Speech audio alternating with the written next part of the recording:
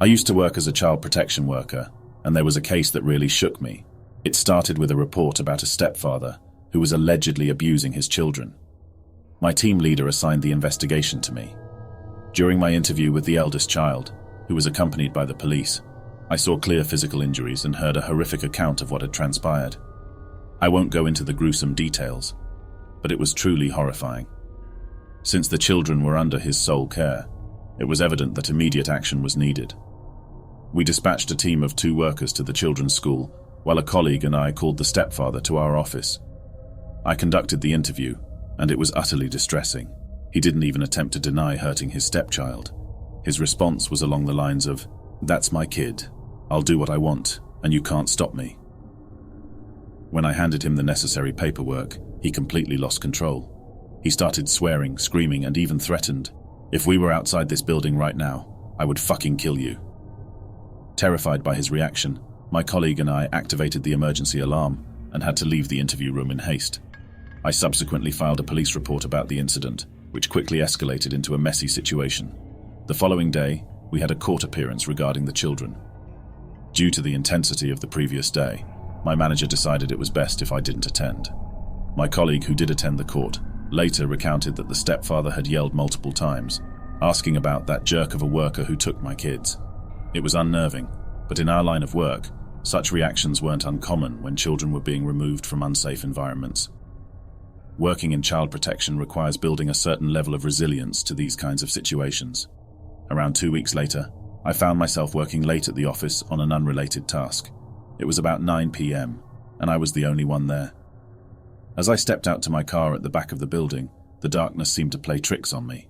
I thought I saw a fleeting shadow near the front of my car for a moment, but it disappeared almost instantly. Despite being about 20 meters away, the experience startled me. I stood there, questioning whether it was just my imagination. As I stood there, I began to hear faint rustling noises in the distance. Suddenly, all the true crime horror stories I had ever heard flooded my mind. I couldn't shake the feeling of unease, and I quickly sprinted back to the safety of the building. I immediately called my boyfriend, who came to pick me up. While he drove to the front doors of the building, I had already started convincing myself that I was being overly paranoid. I asked him to drive me to my car, hoping to find that my initial fear was unfounded. With the headlights illuminating my car, the truth became apparent. All 4 of my tires had been slashed. I was a mess that night, and I immediately contacted the police. While I strongly suspected the stepfather's involvement, I couldn't definitively prove it since I hadn't seen him. Taking a few days off, I returned to a meeting with my manager. She had put together a safety plan for me and the rest of the staff, including security measures and strict guidelines about being alone in the building after hours. Then, about a week later, a disturbing letter arrived at the office, addressed to me. Our receptionist opened it, and it contained the chilling message, "You're as good as dead, bitch." The words were typed and printed, and the receptionist was visibly shaken by the contents. The letters kept coming, each one escalating in intensity and length. They referred to me with degrading names, accused me of kidnapping and abusing children, and contained explicit threats of violence. The writer threatened to rape, torture, kill, and burn down the building. It was an onslaught of vile content that shook me to my core. Despite my concerns and the disturbing nature of the letters, the police response was underwhelming. Given the sensitive nature of our work, they couldn't definitively link the threats to the stepfather, even though they had questioned him.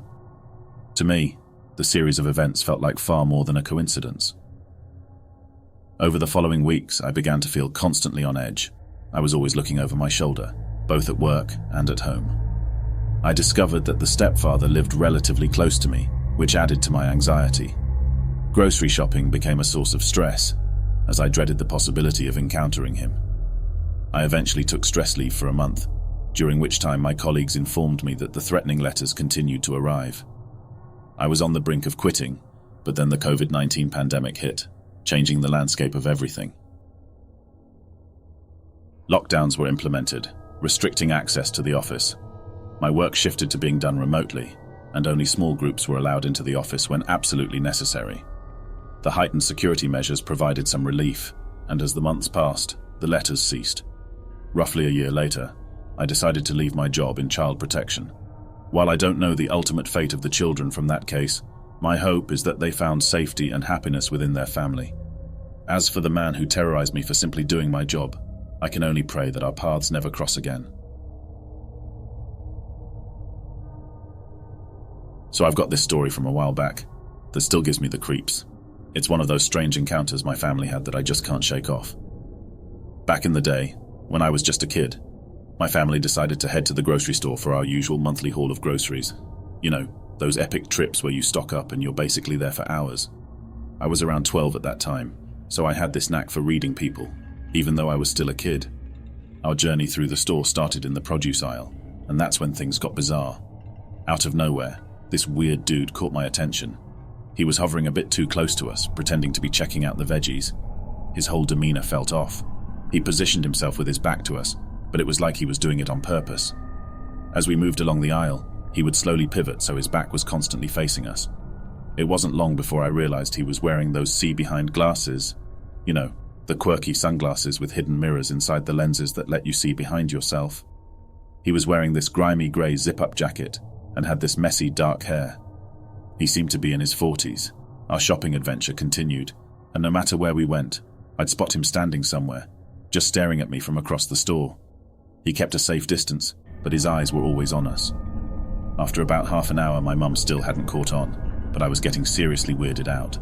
My mum brushed off my concerns at first. Things got even stranger as we hit the refrigerator aisles. Whenever we changed aisles, he'd quickly stride past us. At this point, he wasn't even trying to blend in as a shopper. Both my mum and sister were starting to pick up on it too, and they were getting uneasy.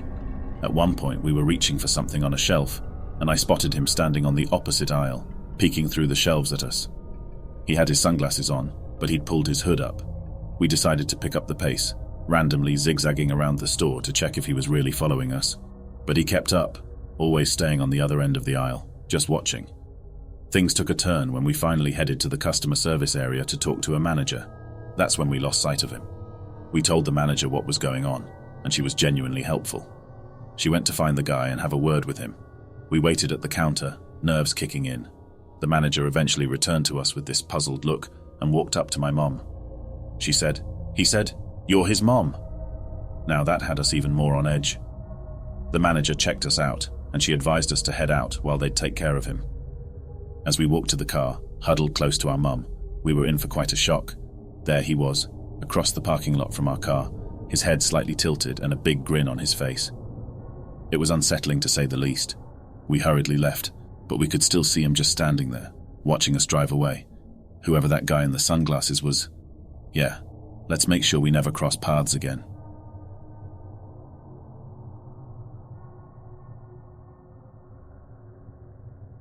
So let me tell you about this chilling experience my husband Jim and I had. We're the proud owners of an antique business housed in this massive old barn-like building, 5 floors of history and oddities. Oh, and we've got company too. There's a restaurant nestled in there too. This eerie tale unfolded on a Halloween that happened to fall on a Monday last year. We closed up shop at 5 p.m, then decided to head across town for an early dinner. That's when things took an unexpected turn. At 6:30, we received a call from Sonitrol, our trusty security monitoring company. They'd detected motion on the lower level. And again. The alarm bell started ringing, but we assumed it was just some bird, rat, or maybe a curious cat. I mean, who breaks in this early, right? We scrambled to get back to the building in a hurry, still convinced it was something harmless. I went to disarm the alarm on the main level, while Jim checked the outside for signs of a break-in. Everything seemed intact, doors and windows all secure. It had to be a critter of some sort, a bird, rat, or maybe even a cat. With the shadows of dusk enveloping the place, I made my way downstairs with Jim close behind. I switched on the light on my phone, not wanting to illuminate the entire area, and started walking around confidently, as if I owned the place. I reached the spot where the motion detector had gone off, expecting to find nothing but a harmless critter, just that red blinking light. No rats, cats, or birds, no movement at all. Turning around, I headed in another direction while Jim investigated nearby. Then it hit me. A burglary kit, right in the middle of the floor. Bolt cutters, a fire extinguisher, casually lying there as if waiting for its time to shine. Fear surged through me at an unprecedented speed. There were no broken windows or doors. The intruder had to still be in the building, with me. In the darkness, I desperately hissed, "Jim, Jim, Jim, please, please, please." But my voice barely escaped my throat. I was paralyzed with fear, just like in those awful dreams where you can't scream. It was me, those burglary tools in the spotlight, and an ominous presence lurking in the shadows as I whispered for someone to rescue me. Finally, after what felt like an eternity, or maybe just seconds, Jim wondered why I was rooted to the spot in the hallway. He approached, saw what I was pointing at, and uttered a shocked, "Oh fuck." We bolted out the front door to call 911, leaving the building to the intruder.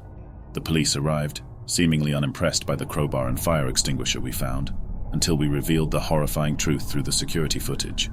We found the real terror hidden within the images. This guy, this intruder, was built like a formidable brick wall. He had hidden on a landing behind a bookcase when we locked up for the night, observing my staff and me as we secured the place, waiting patiently. And then, calmly as can be, he stepped out and entered the men's restroom downstairs in the hallway. It's a blind spot for motion detection for various reasons. He spent quite some time in there, moving around with the door open. Using one of our masks and a fake flower wreath, he crafted his own mask. A purple plastic clematis wreath held it in place. He gazed directly into the camera without the mask, then donned it, stared fixedly at it within his own masked reflection, and finally put on his gloves. He stacked vintage suitcases in front of a tall iron gate, hopping over it with ease. He darted down the hall, triggering the 6:30 silent alarm, and repeated this process multiple times, almost like he was practicing. Then he went to the basement. He wriggled through a narrow 15-inch gap over yet another iron gate. Back to the hall, more stairs into the camera. Repeat. His movements were swift, up and over, back and forth, upstairs and downstairs, almost like he was practicing parkour. He extracted burglary tools, crowbar in hand, and pried open one of our steel lockboxes. He stole a bunch of our keys to access showcases. At this point, he must have heard me fumbling with the gate and keys upstairs. He discarded the tools and keys he'd stolen and hid, waiting in the darkness and watching me. We left to call 911, and he retreated to the basement. Now, in the basement, there's a dirt tunnel circling the building's perimeter. He broke through the door, venturing into the muddy, dank, spider-infested darkness. No light, just an eerie, petrifying environment. There's a small exit hatch, way down the twisty tunnel, that opens up right into the bustling kitchen of the restaurant. From there, one would have to pass the line cooks and make their way through the restaurant proper, all under the watchful gaze of cameras, before finally departing. Mud tracks would have been hard to miss, trust me. When we discovered the hatch, we saw his entry into the tunnel, but there were no tracks leading out. No muddy footprints, no suspicious activity captured by the restaurant's cameras. It was a busy night, though. As we reviewed the footage, retracing his path from one camera to another, the hours ticked by. Eventually, even the police were getting restless. There was no calm left, even among those carrying guns. Where the hell did he vanish to? Jim, with the cops' reluctant approval, sealed both ends of the tunnel with boards. That's how the story concludes. The images of him circulated far and wide, but we gained no meaningful leads, despite having a clear shot of his face. Did he really crawl through that hatch in the bustling kitchen, evading detection as he walked past the cooks, leaving no trace of mud behind? I suppose so. There were no suspicious odors emanating from the tunnel in the following weeks and months, though nobody has ventured to the other side since. We only reopened the tunnel recently due to water main issues. If he's still down there, I've pledged to make his skull the centerpiece of this year's Halloween display. That is, if he's actually met his end in that murky abyss.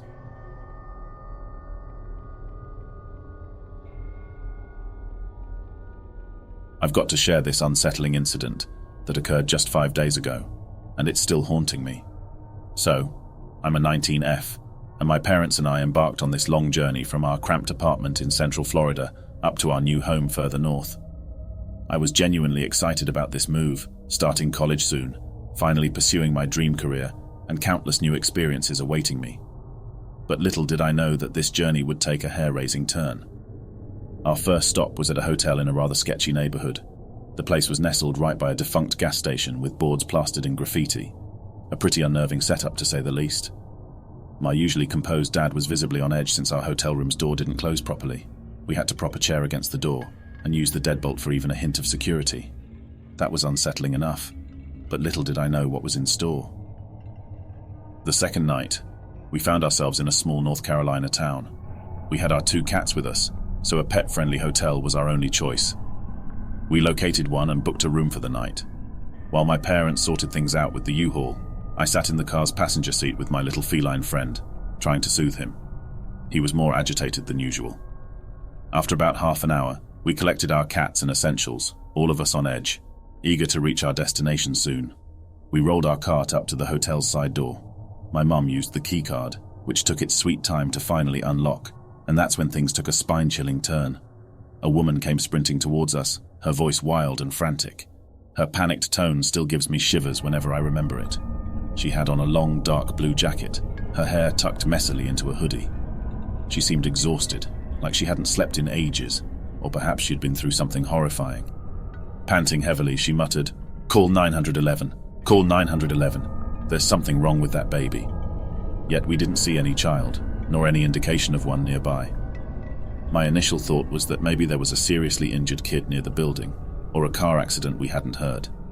She kept urging us to call 911, and while my mum explained she didn't have her phone on her, I offered to dial for her, always trying to be helpful. But my dad snatched my phone away before I could. The woman then pleaded, "It's really bad. You need to come and see." Mum told her we didn't want to see, and that she should get help at the front desk. At first, the woman screamed, "No, no, I don't need their help, I need your help." My mum insisted we should go inside, and her attitude seemed to shift abruptly. She sounded either drugged or sinister. As she reached out towards my cat, who had been whining and pawing at his carrier, saying, Yeah, let's get the babies inside," it sent a shiver down my spine. Her tone was just unsettling. I swiftly scooped up my furry buddy, ensuring she didn't touch him, and we guided her to the front desk. The hotel worker tried to console her, and while she was distracted, my parents and I hurried to the elevator. Just as we were about to enter, I looked back at the lobby, and there she was, staring at us with an intense anger in her eyes. She started charging towards us, but my mom pushed me and my cat into the elevator, shielding us. I watched as the doors closed, her still racing towards us. It was pure adrenaline coursing through me at that moment. I recalled the little screen near the elevator, indicating the floors, and to deter her from pursuing us further, we pressed all the buttons. 2nd, 3rd, 4th, and 5th floors. Once it reached the 5th, we hit the button back to our original floor and hurried into our room. The silence was eerie. My heart was pounding, my body trembling from the adrenaline. As I took my cat out of the carrier, I overheard my parents discussing the woman. Dad suggested she might have a mental illness or was on drugs. Mom, however, mentioned the possibility that she might be involved in trafficking, given her aggressive attempt to get us to follow her and see whatever supposed situation she was referring to. That's when a sense of guilt washed over me. I usually try to see the good in people, but this time my guard had slipped. Despite my parents' reassurances, my body trembled, and paranoia hung over me like a shadow. Every creak in the night sent me shooting up in bed, peering through the peephole, half expecting to see the woman again. Thankfully, we decided to rise at sunrise, eager to reach home before nightfall. No more hotel stops, no more creepy encounters, and definitely no more dodgy areas. Upon checking out the next morning, we asked the same hotel employee about what happened after we left for the elevator. She shared that the woman left in a hurry, her hands clenched into fists, but then she disclosed a detail that haunts me. She saw a syringe in the woman's jeans pocket. I wonder if she'd already used it or had intentions to use it on us. It makes me ponder how the situation would have played out if my parents weren't there, and if I'd given her my phone, rather than offering to call for her.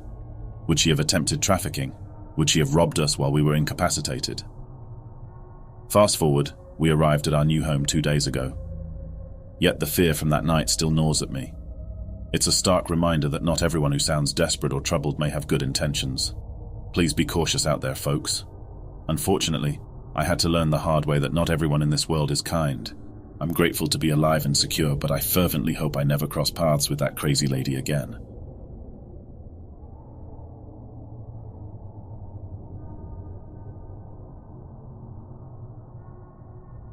Back in 2016, I was living on the Fiji Islands and was just 14 years old. This story revolves around my family, but my mom had the most intense experience. It all went down on October 31st, Halloween, and I happened to be at school, wrapped up in a Halloween-themed party. Meanwhile, my parents and my younger sister were off at a family friend's Halloween bash. So, our house was basically empty. By around 9 p.m, my school party ended, and my dad came to pick me up. However, he dropped off my mum and sister at home due to our security alarm going off. Since none of us were around, my family did the sensible thing and called the security company. They dispatched a van with 3 security guards. Once my mum unlocked the house and let the security team in, they combed through the entire place, but found no one. My mum decided to be thorough, checking every nook and cranny with my 12-year-old sister in tow. The security team even ventured out into the garden and the basement to ensure that it wasn't just a false alarm. We don't have any pets, mind you. So with all the lights switched on, both inside and on the balcony, my mom started opening windows and gates that safeguarded them, planning to step out onto the balcony. But here's where it gets downright eerie. As she went to insert the key into the balcony door's keyhole, she noticed something strange on the floor: flip-flops. Upon closer inspection, she realized that there were 2 pairs of legs huddled together, almost hidden, right against the wall beneath a garden sofa. For context, you might want to refer to the balcony's layout. My mum let out a scream that could probably be heard for miles. "They're on the balcony!" The 2 intruders got startled and promptly jumped off the balcony and into the garden. One of the guards managed to nab one of the guys, but the other leaped onto the guard and both made a run for it, vaulting over the fence and disappearing into the forest. My mum later lamented that had she approached the situation more calmly, the guys might not have fled. Holding my sister close, my mum was in tears, reassuring her that everything would be okay. The security promptly called the police, who arrived on the scene within minutes, considering we lived just about 100 meters away from the nearest police station. The culprits left a hat, flip-flops, socks, which they apparently used as makeshift gloves, and even 2 knives behind. In a truly bizarre twist, one of the thieves literally left something else in our garden too: excrement. Unfortunately, despite the immediate police response, those guys were never found. But the story doesn't end there. Around 2 weeks later, my mum was pulling out of the driveway when she glanced into her rearview mirror and was almost certain she saw those same 2 guys standing across the street staring at her. The shorter one had the exact same new hat, and the other was sporting brand new flip-flops. She immediately drove to the police station, but by the time she got there, they had vanished. When I got back home with my dad, I found my mum and sister in tears. My dad was furious with himself for not staying behind, but my mum had had a few drinks so she couldn't drive. Thankfully, she'd seen those guys before opening the window, which possibly saved us from a much worse fate. Now, as for how those 2 guys managed to get onto our balcony, brace yourself for a seemingly ridiculous explanation. Right next to the balcony, there are these 2 wooden poles connected by a weird plank. It serves no practical purpose, certainly not for hanging clothes or anything like that, but it's just there. My dad had asked the landlord to remove it, but the landlord had refused. To paint a clearer picture, even I, a 15 or 16-year-old standing at 6'0", could jump and climb onto our balcony using this contraption. I'd used it before to sneak out and visit my girlfriend at the time. Fast forward to now, I'm 21 and living in Australia. Even though this wasn't something I directly experienced, the whole ordeal shook me because I was young back then. Now that I live on my own, I've become somewhat of a paranoid checker. I make sure my house is always locked down, although I've managed to lock myself out a few too many times. Despite my family having moved on from this incident, it continues to linger in my mind.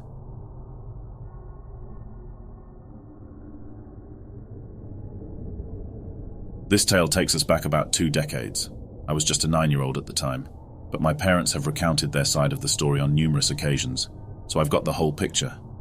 You see, both my parents are biologists. They crossed paths while working, and the rest is history. Their workplace was a former government building, once dedicated to biology research for government projects, but later oriented towards public awareness. This hefty old government edifice always had a security guard stationed there, around the clock. During the day, these security folks mostly hung around at the reception, extending greetings. However, come nightfall, they'd embark on their rounds to prevent any unauthorized visitors, given the valuable science equipment and computers residing in the building. Now, among these guards, there's one guy who fits the bill for a let's not meet encounter. Initially, he seemed like the friendliest person. He was a charmer with me, and my memories of him before the incident are nothing but pleasant. Each time my parents took me to their workplace, he'd greet me warmly and engage in conversation. He'd even whip up paper planes, surprisingly skilled at it, and toss them around with me. Sometimes he'd stick around with me at the reception when my parents had to burn the midnight oil. Let's face it, that situation could get pretty tedious pretty quickly, so he'd keep me entertained and company. We'd chat, fiddle with paper planes, and even catch some TV together. Things seemed fine and dandy. In fact, he was so trustworthy that my parents felt comfortable letting him be around me, a decision they'd soon regret. On one fateful night, my parents were toiling away even later than usual, perhaps around 10 p.m.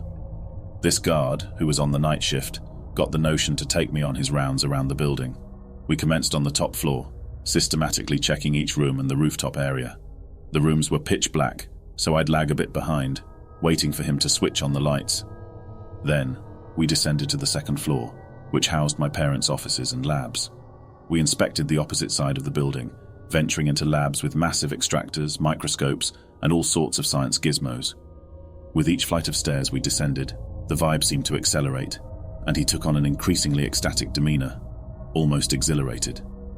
Descending further, we reached the first floor, where administrative chambers were abundant. I can still recall seeing maps on the walls and embalmed fish hanging about, serving as somewhat bizarre decorations. We cleared the first floor, so it was time to tackle the basement levels. Logically, we should have started with the labs on the right side, as the left side had a staircase leading up to where my parents were. But he decided to buck that sequence, choosing to inspect the left side first. Each lab got a thorough sweep, with the lights preceding and trailing our path as we entered and exited. Finally, we reached the last area. He flicked all the lights on, and we entered. Inside, there were 3 individual offices on each side of the lab. He darted toward a printer in the first office, extracted 2 pieces of paper, and hastily folded 2 paper planes. That's when everything took a dark turn. He took one of the planes, strode outside the office, and tossed it to the far end of the room. Then he informed me that the plane he'd just thrown was mine, and that we could indulge in some plane-throwing shenanigans within the room. Eagerly, I dashed to the other end of the room to retrieve my plane, excited to join in the game. However, just then, the lights plunged into darkness. I pivoted around, trying to discern what had transpired, only to witness him leaving the lab. He was shutting off the lights and locking the door behind him. I raced to the door, banging on it and yelling for him to open it. Panic engulfed me. I was petrified of the dark at that age. Through the glass on the door, I caught a glimpse of him scampering down the corridor. He was extinguishing lights as he went, disappearing after taking a corner. I'm pretty sure that most of the terror, shadows, and creepy shapes I saw in there while waiting were a concoction of my imagination, fueled by sheer fright. I curled up in a corner, shadows moving around me, sobbing my heart out. It was a nightmare scenario, not knowing what was happening or why he'd subjected me to this horrifying experience. My parents eventually wrapped up their work, gathered their belongings, and made their way to the lobby to pick me up and head home. When they arrived, the security guard was present, but there was no sign of me. Naturally, they panicked. They probably hurled a barrage of choice words at the guy, and it's honestly baffling that my dad didn't throttle him right there and then. Their initial question to him was about my whereabouts and what he'd done with me. His response? He nonchalantly mentioned that he'd taken me on his rounds, and I must have gotten lost along the way. Now, this building was a labyrinth, taking around an hour and a half to navigate from top to bottom, even when moving swiftly. So, must have gotten lost somewhere, was hardly an illuminating response. My parents searched for hours without any luck. It was only when I saw a distant light at the end of the corridor leading to the lab I was trapped in that I mustered the courage to stand up. I dashed to the door, pounding on it with all my might. Eventually, they located me, and the guard was instructed to unlock the door. I don't recall if I slept that night, but if I did, it was likely from sheer exhaustion. Regardless, I know I made my mum stay with me in my room the entire night. Of course, my parents filed a complaint against the guard. As he was investigated, it came to light that he wasn't canned and arrested because of imprisoning me in that room. Instead, it was revealed that he had colluded with other criminals to steal computers and equipment from the building. They'd peddle the stolen goods in a sketchy market, along with the data they'd obtained from the hard drives, to turn a profit. By that point, he'd quietly swiped a considerable number of computers, and who knows what sinister agenda he had for me that night. Locking a terrified child in a dark room, hidden away, and leaving them there doesn't exactly align with normal behavior, unless you're planning to abduct them, stash them away, and retrieve them after everyone's left, ready to market them. Thankfully, his nefarious plan never materialized, and I truly hope he never had the chance to inflict such trauma on another child.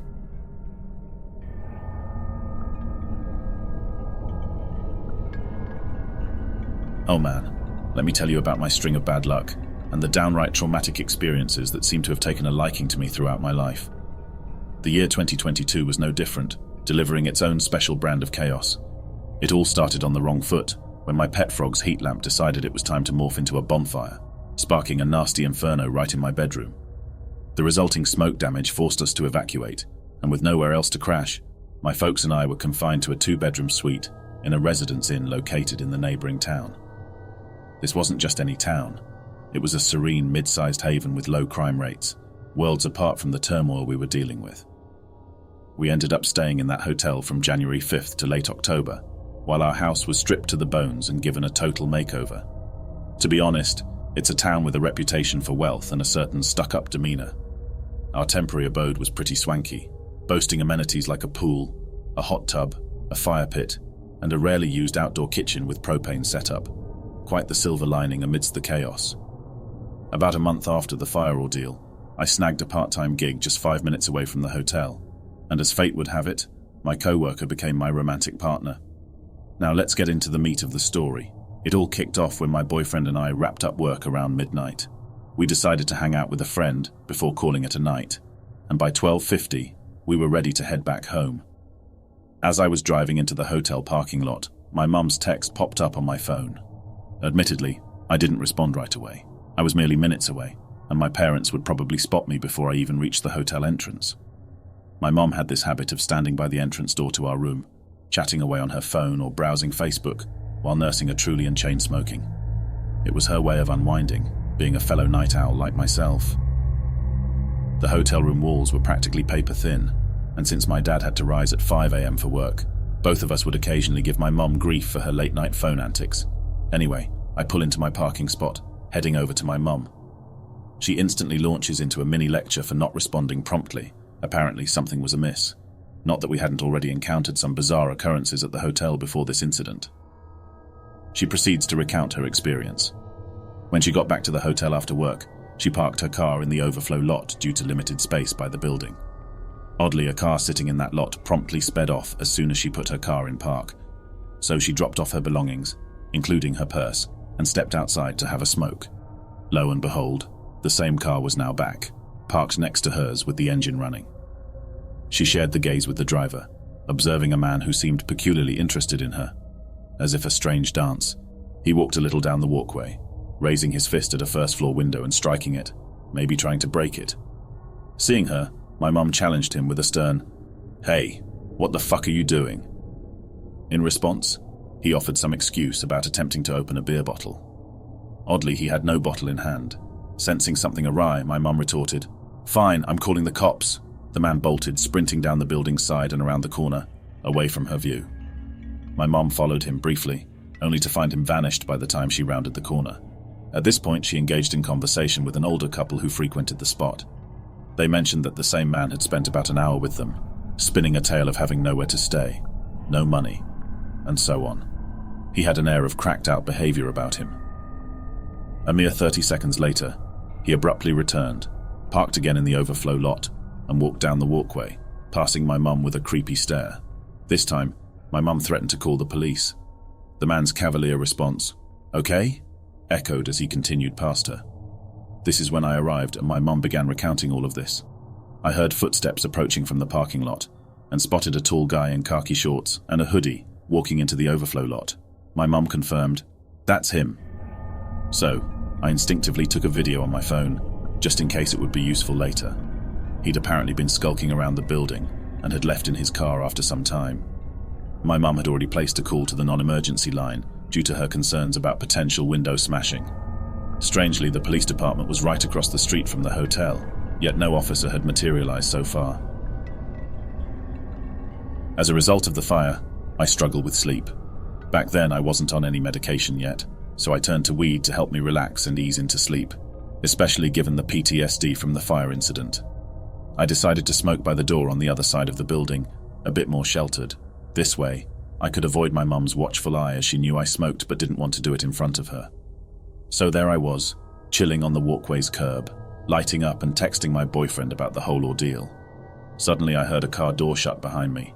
Naturally, I glanced at the parking lot, but there were no headlights to be seen. I wasn't overly alarmed. After all, Hotels often see people getting dropped off or coming by late at night. I continued scrolling through Twitter when I caught a loud roar. From a man, my anxiety skyrocketed and I stood up, my legs already trembling. As I looked around, there it was, his Volkswagen Golf, parked roughly 10 feet away from me. Inside, the car's lights were on, and smoke wafted through the interior. He was rummaging through his back seat, making strange animal-like sounds and muttering incoherently. I quickly called my mum, briskly walking down to where she was. She was staring at me dead on, urging me through the phone to run and not look back. Unbeknownst to me, he was trailing behind me, picking up pace. By the time I reached my mum, I turned around to find he'd already reversed course. I was shaking like a leaf, and my mum decided enough was enough. She dialed 911, considering it had been about 35 minutes since her initial call to the non-emergency line, with no police presence yet. An officer finally showed up around 10 minutes later. I actually recorded the arrival on my phone. She informed us that she had indeed responded to the first call, at which point he had dashed to an ATM, withdrawn cash, and paid for a room at our hotel. The officer even spoke to him directly. Our interaction with her was somewhat tense, captured in the recording. In response to my mum's assertion of strange behavior, the officer retorted, "It's not illegal to have odd behavior, ma'am. He's a guest here." When my mum highlighted his apparent drug-induced demeanor, the officer calmly stated, "He may be. It's not illegal to be on drugs. It's only possession that's against the law. I can't take action unless he's possessing drugs." My mum fired back, logically noting that if he's high, it's highly likely he possesses drugs. In a somewhat begrudging manner, the officer acknowledged my mum's concerns. She acknowledged his behavior was a little odd, but since he was now a paying guest, there was little more she could do legally. She left, and my mum and I hunkered down for the night in our room. I had left my bedroom window slightly open, because the AC wasn't stellar, and I heard him trudging around the building repeatedly, until I drifted off to sleep. When I woke up around 7 a.m., he was nowhere to be seen. I've got a trove of other creepy hotel stories, believe me. It's a stark contrast considering the town's reputation. Witnessing 3 a.m. drug deals, adulterous affairs, and all sorts of shifty activities was hardly what I expected. One night, I drove over to my aunt's place about 35 minutes away and returned around 9:30 p.m. Just as I parked by the door, I noticed a man's silhouette strolling down the walkway, slowing as he neared my car. I didn't pay much heed initially, thinking it might be someone walking their dog or stepping out for a smoke. However, he drastically slowed down when he reached my car and positioned himself right in front of my hood, staring at me through the windshield. I held his gaze but couldn't discern much through the darkness, just the outline of his silhouette and the ember of his cigarette. I casually informed my friend on the phone, there's a guy just standing, like right outside my car, staring at me." Her urgent response, Text your dad right now." It seems he might have heard her voice as he swiftly walked around the corner and vanished. My dad stormed down the stairs to my aid, though by the time he got there, the guy was gone. My parents decided that I shouldn't go to the pool and hot tub area alone anymore, given the growing suspicion of human trafficking and sex work in the hotel with pimps and whatnot. Their concern prompted them to have me text them upon my arrival, not loiter in the parking lot, and keep vigilant. I'm so relieved to be back in my own house now. The only nighttime sounds I deal with are those of bears or raccoons rummaging through my trash. Living in a hotel taught me many lessons, but I'm hoping to never experience that again.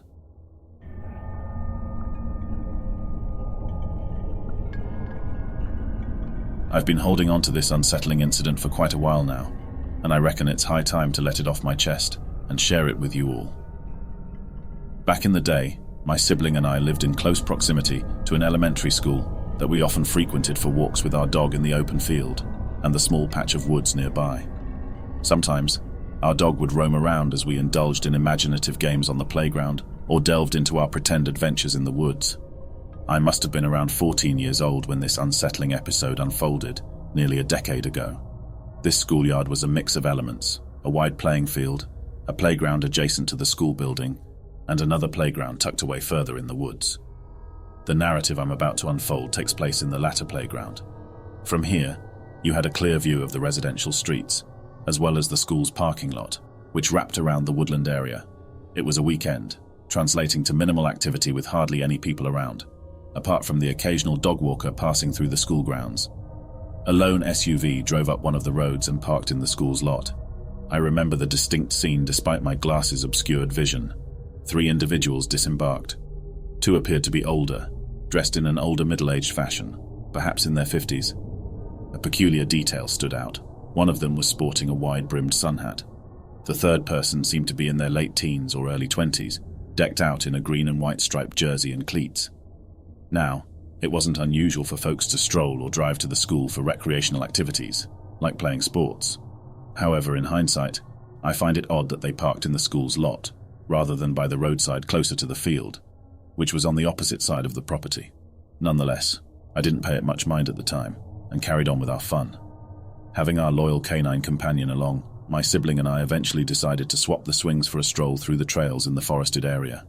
By this point, about 15 to 20 minutes had elapsed since the SUV arrived. Our chosen path hugged the edge of the school property, framed by a metal chain link fence in front, a sidewalk and residential road beyond, and a fence to our right segregating people's backyards from the school grounds.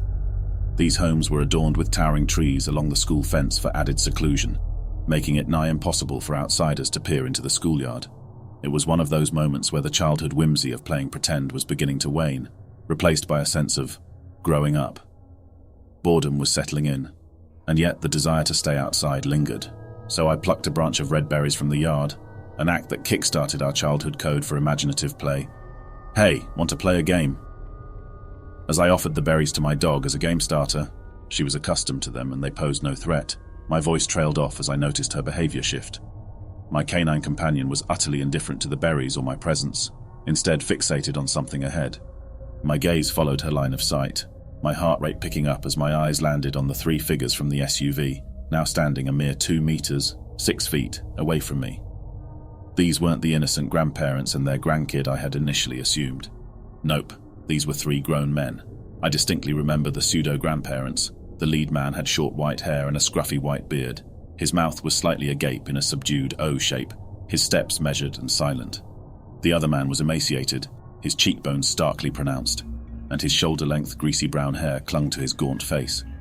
They had crept up behind us, their stealthy approach almost eerie, and just as silently, they averted their attention and pretended to gaze into the trees as if bird-watching. It was uncanny how muted the entire encounter was.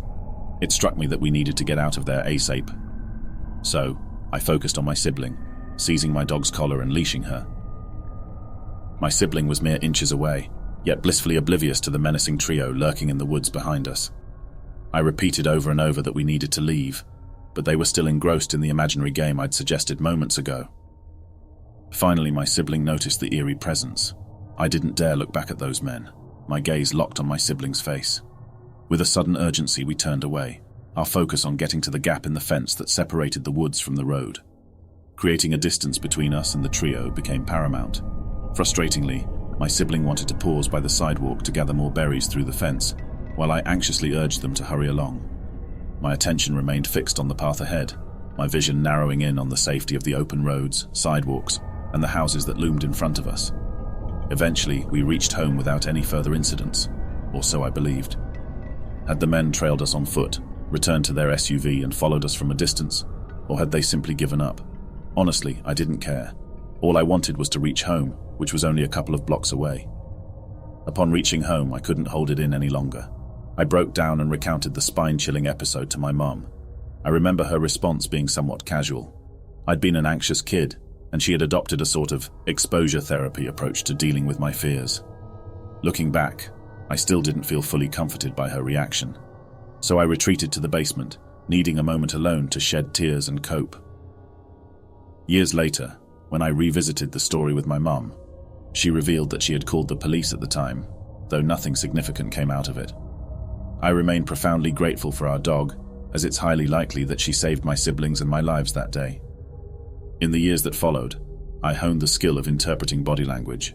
I've become adept at detecting falsehoods, deciphering people's intentions, and gauging their emotional state. It's a mixed blessing, equipping me with a keen sense of discernment, while also burdening me with a heightened awareness of unsettling vibes. To the trio of unsettling individuals who emerged from the woods that day, I hope no one else had to endure your ominous presence. May you reap the consequences of your actions in the darkest corners of hell.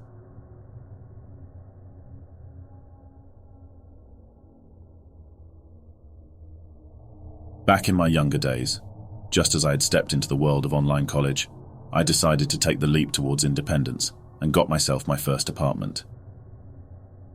Juggling 3 jobs alongside my studies, I was excited about my newfound freedom. Despite thoroughly enjoying my time there, I had one significant problem: my downstairs neighbor. Let me set the stage a bit. Among the other tenants in the building were an older man, a woman with a young child, and an empty apartment right below mine. Now, I'm the kind of person who keeps to myself, so I hadn't really interacted with my neighbors before. However, that was about to change with the arrival of a new neighbor, someone seemingly close to my age, perhaps a tad older. He had a mop of greasy black hair and carried a bit of extra weight. I figured it might be nice to finally have someone to say hello to. That glimmer of hope swiftly turned sour when what started as a simple greeting soon transformed into a series of uncomfortable encounters. I'd often find myself on the receiving end of his snide comments, complaining about the smell of the trash or making sarcastic remarks about my sister's attire. I was thoroughly grossed out and annoyed by his behavior, so I reported the issue to the landlord. However, that yielded no real results. One day, things took a more alarming turn. I was sound asleep when an insistent pounding on my door jolted me awake. The anxiety that gripped me was overwhelming. I wasn't accustomed to unexpected visitors. It turned out to be my neighbor, claiming I was making too much noise and accusing me of harassment. I explained through the closed door that I had been sleeping and wasn't causing any disturbances. He stormed off, but not without cursing at me and labeling me a bitch. My heart raced as I returned to bed, only for him to return minutes later, banging on my door once again. He insisted that I was still making noise and threatened to call the police. I suggested he ask our other neighbor, considering he was on the opposite side of the building and couldn't possibly hear any noise from my apartment. He begrudgingly accepted this, muttered his thanks, and left while still cursing and name-calling. Naturally, I promptly informed the landlord of this escalating hostility, sharing my discomfort and concerns for my safety. I was told that he'd look into it. However, a week went by without any communication. As it turned out, the source of the noise disturbance was the old neighbor. He had been pounding his floor with a stick in retaliation for the rude neighbor's loud music. My apartment was on the opposite side of the building, so I was completely unaffected. It was as though he was seeking any excuse to interact with me. The following months only added to my ordeal. I recall one day, donning a snowsuit to enjoy some playful time in the snow. After all, I'm a big kid at heart. But even this simple act wasn't immune to his judgment. He had to comment on my choice of clothing, implying it was unnecessary despite the heavy snowfall. While I retorted that it was none of his business, his response was simply a dismissive, "Fuck you." I continued to the snow-covered outdoors, but the earlier interaction had taken the shine off the experience. I eventually headed back inside to prepare for work. As I returned home from my night shift amidst a worsening snowstorm, I saw him alone in the parking lot with his car running and windows rolled up. My senses were on high alert as I cautiously navigated around him, slipping through the alley to my apartment. Just as I closed my door behind me and started making my way upstairs, I heard an abrupt burst of wall-shaking music. It was him, blaring his car's music at maximum volume in the middle of a snowstorm. All the while it was 3 a.m. I was baffled and bewildered, trying to fathom the reasoning behind this bizarre act. He continued this musical rampage until 8 a.m. It later emerged that his motive was to spite the old neighbor, the same one who had reported his loud music, by subjecting us all to his disruptive behavior. But the worst was yet to come. I returned home from another night shift, weary and drained, at the ungodly hour of 3 a.m. My heavy footsteps guided me toward the mailboxes inside the townhouse entrance. As I sifted through the letters and ads, his door upstairs creaked open. A knot of dread twisted in my stomach as I hoped to avoid an encounter with him. Alas, my hope was dashed as he began mumbling unintelligibly at the top of the stairs. I strained to understand him, but his words seemed gibberish. "What?" I responded, seeking clarity. Instead, his gibberish became more aggressive. I felt an unsettling aura, a sense that something was seriously amiss. With my anxiety peaking, I quickly abandoned the mailbox area and headed toward my car. As I navigated toward my car, I thought I'd rather sleep in my vehicle than risk a potential encounter with him in the hallway. Coincidentally, just as this thought crossed my mind, I heard a window above slam open. I froze, and then swiftly spun around to glance at the corner. There he was, peering out the window, actively searching for me. My heart raced as I took in the scene. I retreated, swiftly but quietly, back up the stairs, passing his door to reach the second flight. Just as I reached the top of that second flight, his door swung open with a loud slam that jolted me. The muttering and gibberish grew louder as he advanced up the stairs, nearing me. Panic welled up within me as I struggled to fish my keys out of my bag. In my head, I mentally pleaded for calmness, my hands trembling as I searched for the correct key. Finally, the key slid into the keyhole. The door swung open, and I hurriedly entered before slamming it shut behind me. My heart raced as I stood there, my breath held, listening to his disjointed muttering and angry gibberish through the door. Moments later, he descended the stairs, venting his fury in a cacophony of curses and loud shouts. Then, as suddenly as it began, the disturbance subsided, his footsteps fading into the distance. From my window, I watched him pace back and forth outside, muttering, cursing, even screaming intermittently. Eventually, he disappeared into the night. I sat there, tension slowly ebbing away, and finally managed to drift off to sleep, hoping against hope that he wouldn't return. The next day brought a text from the landlord. My hostile neighbor had been arrested and wouldn't be coming back. It appeared that he had gone off his medication, triggering his erratic behavior. The landlord mentioned it as if it was common knowledge, though he had somehow neglected to inform me earlier. The aftermath was a mixture of relief and unease. I never laid eyes on that neighbor again, only his family who arrived to move his belongings out.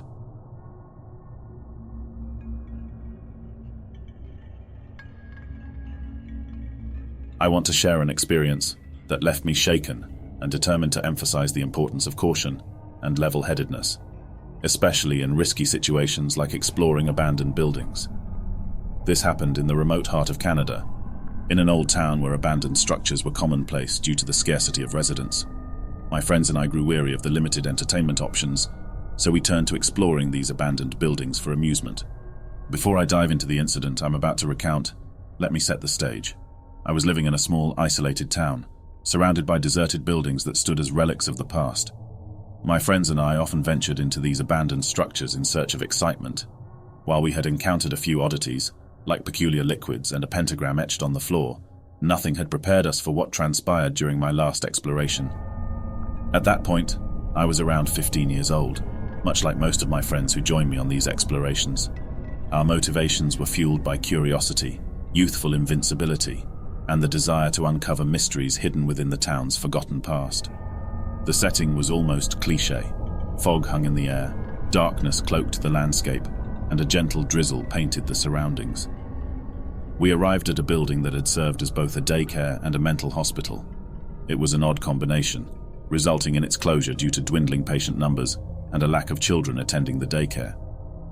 Despite these ominous overtones, we ventured into the abandoned structure, blissfully unaware of the impending ordeal. We began by hopping over the padlocked gate, exchanging laughter and jokes, and clambering into the eerie playground area. Armed with flashlights, we scoured the vicinity, our beams slicing through the dense darkness. The air was heavy with a musty odor, and every step sent tiny clouds of dust and dirt into the air. We explored the decaying daycare section, stumbling upon remnants of the past, broken toys, faded artwork, and abandoned furniture. What started as a boisterous adventure soon shifted, and our voices lowered to whispers as the weight of the building's history began to press upon us. In my hand, I found a container of crayons tucked in a corner. As I reached down to retrieve them, a sudden crash echoed through the building. It reverberated from behind a rusted metal door leading to the former psych ward section. The laughter and casual demeanor that had accompanied us earlier gave way to an anxious hush. My friend Brian proposed investigating the source of the sound, sparking a mixture of reluctance and camaraderie. In our group of friends, declining an adventure wasn't an option, no matter how unsettling. We stacked up at the door, applying collective effort to swing it open. The door, stiff with rust, finally yielded, allowing us entry into the shadowy labyrinth beyond. With our flashlights sweeping across the narrow hallways, we ventured deeper into the building, captivated by the enigma that lay ahead.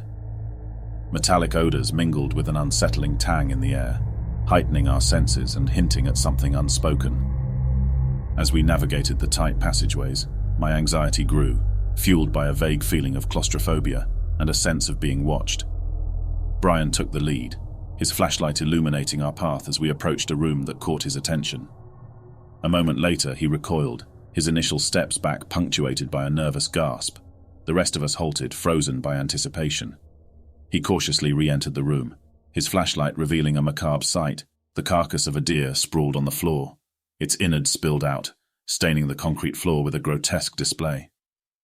One of my friends couldn't stomach the sight and ended up vomiting in response, but the sight itself was merely the prelude to what lay ahead. Whispering emerged from the shadows, weaving through the air like tendrils of mist. Brian's flashlight cast its glow into the corner of the room, revealing a figure. It was a man, his appearance disturbing and unnerving. His disheveled hair and tattered clothes gave way to his damaged feet, bare and bruised. His sporadic twitches were accompanied by unintelligible mumbling that continued even after we locked eyes with him. We stared, rooted to the spot, as he gradually raised his head to reveal a haunting grin. His words, when they finally came, were delivered with an unsettling energy. "You guys here for the feast?" Each syllable sent shivers down our spines, his gaze and words crawling beneath our skin. This encounter was our breaking point. Fear and instinct fused, propelling us away from the room, past echoing hallways, and back toward the daycare area. Our escape through the door was frantic, and we barely managed to heave it shut behind us, the weight and rust resisting our efforts. As the door finally closed, a parting glance revealed the silhouette of the man, his grin gleaming in the darkness, an eerie image that would linger in our minds. We huddled behind the metal door, breathless and terrified, searching each other's eyes for validation that we had indeed shared the same chilling experience. As we regained our composure, we heard a gentle tapping on the door, an eerie reminder of what had transpired. Without hesitation, we resolved that it was time to flee. We fled the premises, a surge of adrenaline propelling us away from the haunted confines, our hearts racing and minds reeling. A year later, law enforcement conducted a routine search of the area. It was during this sweep that they discovered the man. He had evaded capture after escaping from a transferred facility and had sustained himself by scavenging from the surrounding wilderness. When apprehended, he exhibited severe physical ailments from consuming raw meat, exacerbating his mental instability. Rumors circulated that he may have taken a life while foraging, but official confirmation remained elusive. This experience served as a stark reminder of the paramount importance of caution. The thrill of exploration shouldn't eclipse the need for safety and preparedness.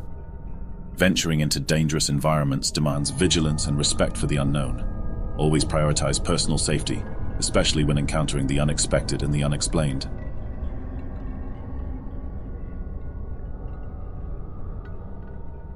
There's this abandoned house that sits right between our two towns, on one of those rustic country roads that link us together. I've actually been there before, ventured inside twice with my sister and my trusty best friend. Now this house, it's old as the hills, dating back centuries, and you can just tell by the look of it. It's got 2 stories and a basement, filled with all sorts of furniture and stuff, far from being empty. And let me tell you, it's been ages since anyone lived there. It's like the previous owner vanished into thin air, leaving everything behind. Now getting inside was a bit of an adventure. We used the cellar door in the basement, which was busted open and propped up with some hefty sticks. I first visited about 2 years back and hadn't gone near it since. But then, a buddy of mine got curious after hearing about my escapades and wanted a tour. So last summer, I agreed to take him. I never really thought it was a dangerous thing, just an interesting spot to explore. Our parking spot was across the street, in the lot of a nearby industrial building. The road was rural, but not exactly deserted, and we didn't want any nosy folks asking questions. Now my friend, he's got guts aplenty, even more than me despite my prior visits. He took the lead, crossing the street and heading straight to the front of the house. He asked me a bunch of questions about the place, what I'd found inside, and all that. I shared how the kitchen still held expired snacks, and how I'd even snatched a board game from the upstairs. As we moved from the front to the side leading to the cellar, I noticed a heck of a lot more shrubbery than on my last trip. When I'd been there with my sister and best friend, it was spring, and the thick undergrowth I was now pushing through wasn't part of the deal. I mentioned the jungle-like growth to my friend, and together, we navigated a path to the cellar. After a bit of bushwhacking, we found the familiar broken and propped open entrance, just like I remembered. We shared a few nervous words and took a moment to absorb the sight of the dark, deserted house, beckoning from within the cellar's maw. I was pretty darn anxious, let me tell you, and the sticks holding up the cellar door looked different from what I recalled. I chalked it up to my jitters and didn't voice my suspicions. My friend and I chatted briefly about our nerves, all the while peering into the dark void leading into the house. I can distinctly remember the sound of footsteps overhead, on the floorboards above us. It was like someone was walking towards the staircase that led down to the basement. This part is ingrained in my memory. I glanced at my buddy, and he didn't seem to react to the footsteps I clearly heard. I shot him a worried look, and before I could even speak, he said, "Time to bolt." He spun around and practically sprinted up the stairs. I was amazed at how fast he hightailed it out of there. I saw him turn back, extending his hand to help me up. I was a tad slower, but managed to climb the steps quickly, and he yanked me through the opening.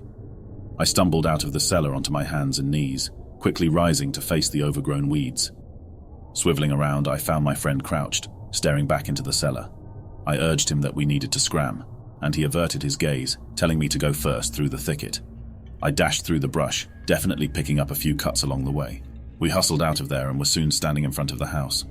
My buddy kept pushing me to stay in front as he watched our back, occasionally aiming his flashlight into the windows on the first floor. I asked him what he was up to, and if he was okay. At first he didn't answer much, so I prodded further, inquiring about whether he heard those footsteps before we bailed from the basement. He turned to me and confirmed that he did indeed hear them. He explained that he was keeping an eye on the cellar to check if someone followed us out. He went on, sharing that after he helped me up, he turned to guide me away, and as he let go of my hand, he glimpsed bare feet at the cellar's bottom. Due to the rickety state of the cellar, he could only see their feet and a bit of their legs. That's when he told me to lead the way through the weeds. He never saw them ascend the cellar stairs or move away before he followed me. At first, I didn't buy his story and assumed he was trying to spook me. Yet, his tone was dead serious, and his expression told me he wasn't joking around. I did ask if he was messing with me, and he snapped back that he wasn't. He reminded me that I'd already heard those footsteps, so something had to be up in that house. We stood there for a beat, not saying much, before agreeing to head back to our cars across the street. We lingered by our vehicles for a while, keeping an eye on the house, waiting for anything or anyone to emerge, but nothing did. After chatting about the craziness of it all and him assuring me he was being truthful, rain started to fall, and we decided to call it a night. I'm totally convinced by his account, and he's stuck by what he saw. I haven't set foot in that house since, and while I try to convince myself that the person in there was just a homeless soul seeking refuge, I still get chills when I remember how close they were to me as I scrambled out of that cellar.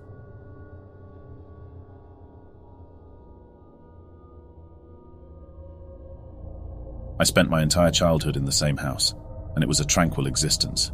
We could leave our doors unlocked, windows ajar, and I even indulged in late-night strolls as a teenager. However, as life would have it, things took an eerie turn when I hit around 17, and the serenity of my neighborhood was disrupted by some strange and unsettling events. You see, my house had its fair share of peculiar happenings thanks to its history of supernatural occurrences. So, odd sounds and objects moving by themselves weren't entirely unfamiliar to me or my family. Perhaps that's why, initially, I brushed off the unsettling incidents that began to unfold.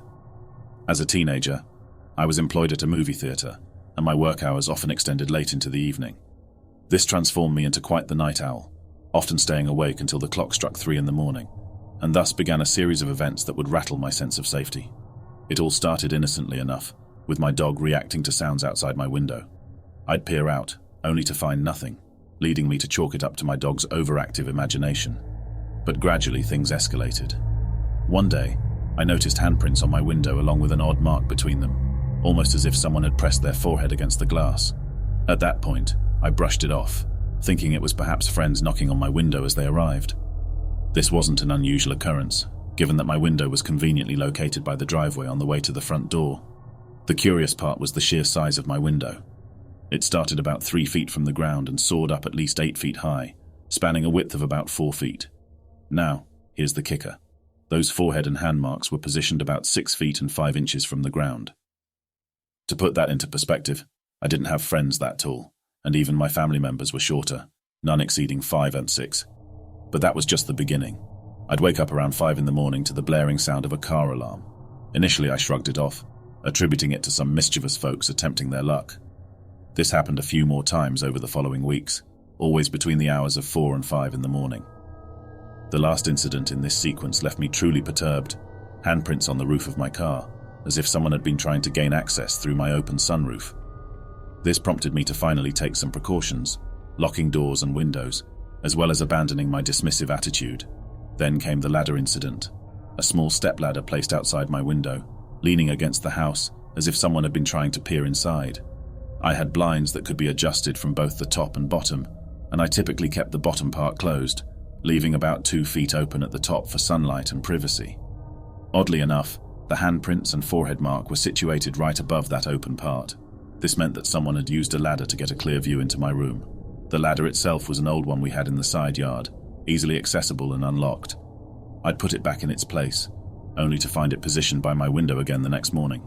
To be fair, I probably should have stored it somewhere less accessible, but as a teenager engrossed in my own world, and perhaps other pursuits, critical thinking wasn't my forte. Now, I had 2 sisters living with me, but they didn't seem to notice anything out of the ordinary. However, one day we discovered a bra outside in the yard, leaving us all perplexed. This incident led me to believe that someone might be attempting to enter the house while we were away. At this point, my paranoia levels were through the roof. Every so often, we'd hear male voices outside our front doors. While we often attributed these strange occurrences to the house's haunting history, my sisters and I were often home alone, and our reaction was to retreat to our rooms, turning on something cheerful like SpongeBob SquarePants to drown out the unease. Strangely enough, my parents were aware of all these incidents, but their reaction was oddly indifferent. The tipping point came when we found muddy bare footprints outside my sister's window, coupled with signs that the screen had been tampered with. Suddenly, my parents began to take the situation more seriously. The police, unfortunately, couldn't provide much assistance beyond occasionally parking nearby to give the illusion of a police presence. This short-lived attempt at security quickly fizzled out. My older sister's boyfriend took it upon himself to keep watch, but strangely enough, nothing untoward happened during his vigil. In hindsight, it appears that this peeping Tom was cunning enough to elude our surveillance efforts. In the years that followed, my sisters and I moved out, and the eerie occurrences ceased. However, the fact that the person responsible was never caught continues to gnaw at me. It's frustrating to think that this voyeur could have been someone living right next door, masquerading as an ordinary neighbor while harboring some unsettling inclinations. All of these events transpired between 2010 and 2013, a period before the advent of easily accessible and affordable security camera options like Ring or Blink. In retrospect, when I eventually have kids, especially daughters, I'm resolved to equip my home with security cameras. I've also gifted my parents with some cameras for their residence, where they still reside. Perhaps one day these cameras might capture the elusive peeping Tom, although I suspect they won't dare return now that my sisters and I have moved out.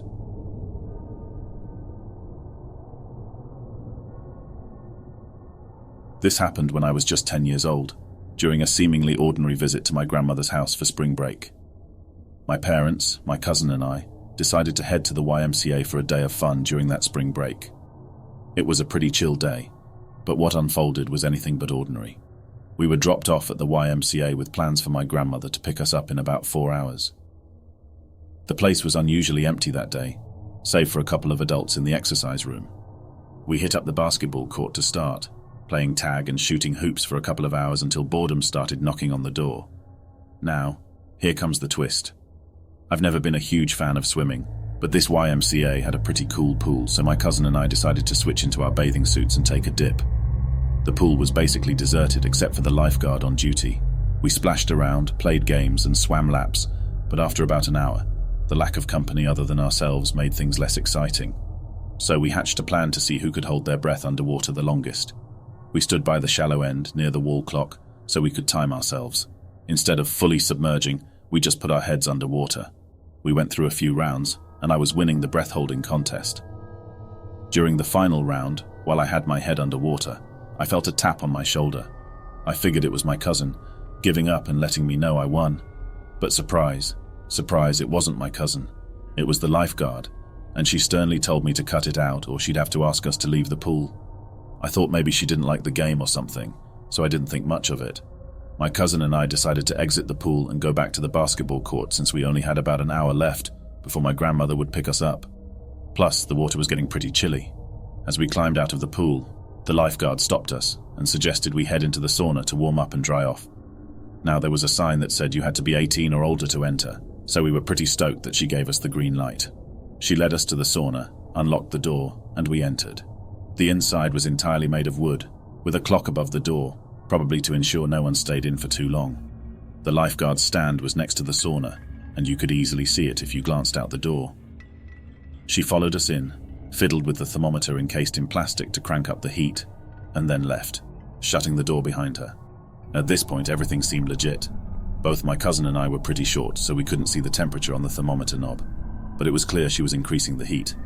After a while, she walked away, and that's when things started getting odd. When I tried to leave, the doorknob wouldn't budge. I shook it, but it remained stuck. My cousin tried too, with no success. We figured the lifeguard would be back soon, so we waited. The temperature started rising, but it wasn't overly concerning yet. However, time passed, and there was no sign of the lifeguard returning. The room was getting hotter, and I started to feel nauseous. We began banging on the door, screaming for help, but the lifeguard seemed to be ignoring us. Panic began to set in. My skin felt like it was on fire, and the air was so scorching that breathing hurt. My eyes were burning, and we had to put towels over our heads just to breathe a little easier. We continued pounding on the door and yelling for help, but she didn't respond. It felt like we were trapped in there for an eternity. Eventually, a man walked by, wanting to use the sauna. When he realized we were trapped, he went to find the lifeguard. She returned, and I thought we were saved. But then, as she let the man in, she tried to shut the door on us again. He pointed out that we were trying to get out, and she reluctantly opened the door, allowing us to escape. We ran to the changing room, got dressed, and left. When we got home, I shared the story with my parents, but they dismissed it as exaggeration. To this day, I still can't shake the memory of that experience. Was the lifeguard purposely trying to lock us in the sauna? I have no concrete answers, but the trauma of that incident has left me with panic attacks whenever I'm in tight spaces or get too warm. It's a haunting memory that I can't seem to shake.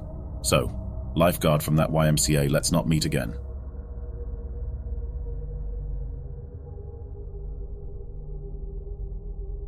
Today I'm here to share a story that's been weighing on me, a tale from a Halloween weekend that I haven't really been keen on discussing. But, thanks to a nudge from a friend, I've decided it's time to let it out and get it off my chest. It all started with an invitation to a college student's house party, located in one of the swankier parts of town. Picture this, a sprawling mansion with vast grounds and a luxurious pool area. The theme of the party was a bit risque, leading my friend to dress up as a sexy nurse and me as a belly dancer. Now, as a non-drinker, my intentions were to have a chill time, but of course, to each their own. The party was bustling with about 70 folks, most of the action taking place indoors in the spacious mansion. Amidst the festivities, I was caught up in taking pictures with friends, and at some point, I set my drink down. After what seemed like ages of posing and laughing, I finally retrieved my cup and took a sip without a care in the world. Little did I know that this simple act would lead to a chain of events that would rattle me to my core. Enter a man, seemingly in his late 20s or early 30s, who came up to me, using my boyfriend's name and spinning a tale about how he'd been trying to call me urgently. Panic gripped me as I realized I had left my phone somewhere else. See, I take my relationship seriously, and my boyfriend and I always stay connected. Given that he was working that day, I had promised to call him, and the guilt of forgetting hit me like a ton of bricks. The man's story felt plausible, his intentions seemingly noble. He offered his phone for me to make the urgent call to my boyfriend, and without much thought, I followed him. The moment we entered a room, however, my energy was zapped, as if I'd run a marathon. Suddenly, the world spun, and my head throbbed. The man closed the door behind us, and I found myself seated on a bed, clutching his phone. Fatigue consumed me, and within seconds, I slipped into darkness. When consciousness returned, I was disoriented, struggling to piece together where I was and what had occurred. My friend was there, frantically cleaning something off me and yelling my name. Slowly, reality came crashing back, and the horrifying truth hit me like a ton of bricks. Panic surged within me, threatening to engulf me in its grip. My friend did her best to reassure me that it hadn't happened, but the anxiety was relentless. Amidst my turmoil, my boyfriend got off work early after my friend explained the situation. He rushed to pick me up, and we sought medical attention to ensure no harm had come from whatever had been in my drink. Luckily, there wasn't any lasting damage, but the psychological scars ran deep. And yet the story didn't end there. I began receiving unsettling texts from an unknown number, the messages becoming increasingly disturbing. What started as odd questions spiraled into this person describing my body in disturbing detail and making me feel like I was being watched. This surreal experience was far from over, and the lingering fear was paralyzing. It's reached a point where I've contemplated setting a trap for this person, hoping to catch them red-handed. But the fear of things going awry stops me in my tracks. I wish I could say that the nightmare ended here, that life returned to normalcy, but that's not entirely the case. The memory of that haunting night and the aftermath still echoes within me. Slowly but surely, I'm working on regaining a sense of safety and trust, even though the journey is far from straightforward.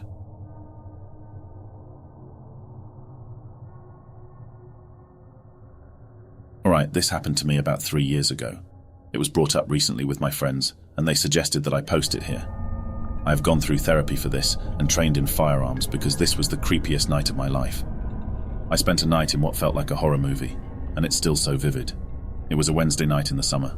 I was off work, my husband was out of town, and our son was staying at his grandma's for the night. I was home alone with my dogs, an 80-pound Aussie mix and my 80-pound German Shepherd Pit Bull mix. I always have issues sleeping when I'm home alone, so I tend to just binge watch TV in the living room until I can't keep my eyes open anymore. This particular night I remembered that the trash pickup comes the next day. I decided to turn on Game of Thrones for a bit, then I would take the trash out. All of a sudden I realize it's 1:30 a.m. and I still haven't taken the trash to the curb.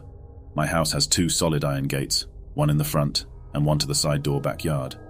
Lighting on our street, or anywhere in our neighborhood, isn't that great. But it's a quiet neighborhood with a lot of families, and you rarely hear about crime here.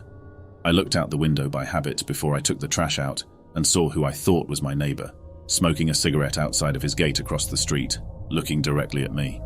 For context, this is a normal occurrence. My neighbor across the street hides smoking cigarettes from his wife, so he typically does it late at night in front of his gate. I get off of work late, so I usually see him and we wave, say hi, chat a little. Then I go inside and he makes the joke, "You didn't see me smoking if my wife asks." So unbothered by seeing the guy, I go outside, grab my trash cans, open my squeaky iron gate, and take them out to the curb. I did not have my glasses on at the time, so as usual I waved and said hello. However, the guy, who I thought was my neighbor, threw down the cigarette and quickly walked off down the street. It took a minute for me to register that he was not my neighbor. I was a little creeped out because he was clearly staring into my window from the opposite sidewalk. But also maybe it was a guy taking a night walk, not unusual in our neighborhood, and just stopped for a cigarette. I thought I probably weirded him out as much as he weirded me out. Went back inside and laid on the couch with my dogs to keep watching Game of Thrones. At some point I fell asleep, and I woke up hearing my gate squeak and my German Shepherd mix growling. He's extremely protective of our family at home, but he's also the kind of dog you can take anywhere because he's so friendly in public. My Aussie mix is more passive, but his sheer size and scary bark tends to deter people. He's very friendly though. I quickly got up and pulled back my curtain. My gate was still shut and I didn't see anything. My dog, however, continued to growl at my front door. I looked out another window, which had a better view of my front yard and porch. I didn't see anything. Eventually my dog settled back down with my other dog, but I was still uneasy. I ended up watching TV again because I couldn't go back to sleep. About an hour later, I definitely heard my gate squeak. We are the only ones with a heavy cast iron gate, and the noise it makes is so distinct. So I look out the curtain, while my dogs are continuing to softly growl. My gate is halfway open, but I don't see anyone. At this point, I'm panicking. In my panic, I couldn't find my phone. I grabbed my wooden baseball bat out of our room, crouched down, and started going through the couch cushions to get my phone. My dogs are oddly still quietly growling instead of barking, so I assume no one was there. The minute I find my phone, my front door handle starts shaking. I run to the side door to let my German Shepherd mix out. I know he'll protect me, and he can jump the 6 after back gate. My Aussie mix, going crazy, busts out one of our door side lights. I heard the guy say, "Oh shit," and immediately, I let out my GSD mix. I jumped up to look out the window, saw my dog latch on the guy's hand. The guy starts screaming and takes off down the street, my dog chasing him. I then become terrified he'll hurt my dog. So I run out with my baseball bat, screaming my dog's name over and over. The next thing I know, my dog is prancing down the street back to me, happy as shit with blood all over his face. I called the police. They took another hour or so to show up and didn't seem to take me too seriously. They said they'd call local hospitals, but I never heard back. I called my husband bawling and he got on the next flight home. I stayed his mum's for a few days, too terrified to go home. I did buy my dogs giant ribeyes for being so good and saving me. I don't know what that guy wanted, but since then I've been trained in firearms and self-defense. So creepy guy. Let's not meet because my dog might finish the job he started.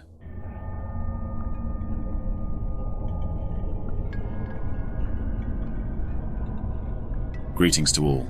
My name is Lisa, and I'd like to share a harrowing true experience that continues to influence my life to this day. I hope my story makes clear the reason for my current state. I felt compelled to share this story since it occurred exactly 2 years ago. It's also my hope that it might serve as a cautionary tale, particularly as the nights grow longer. To set the scene, this event transpired on October 1st, 2020, during the COVID-19 pandemic's peak.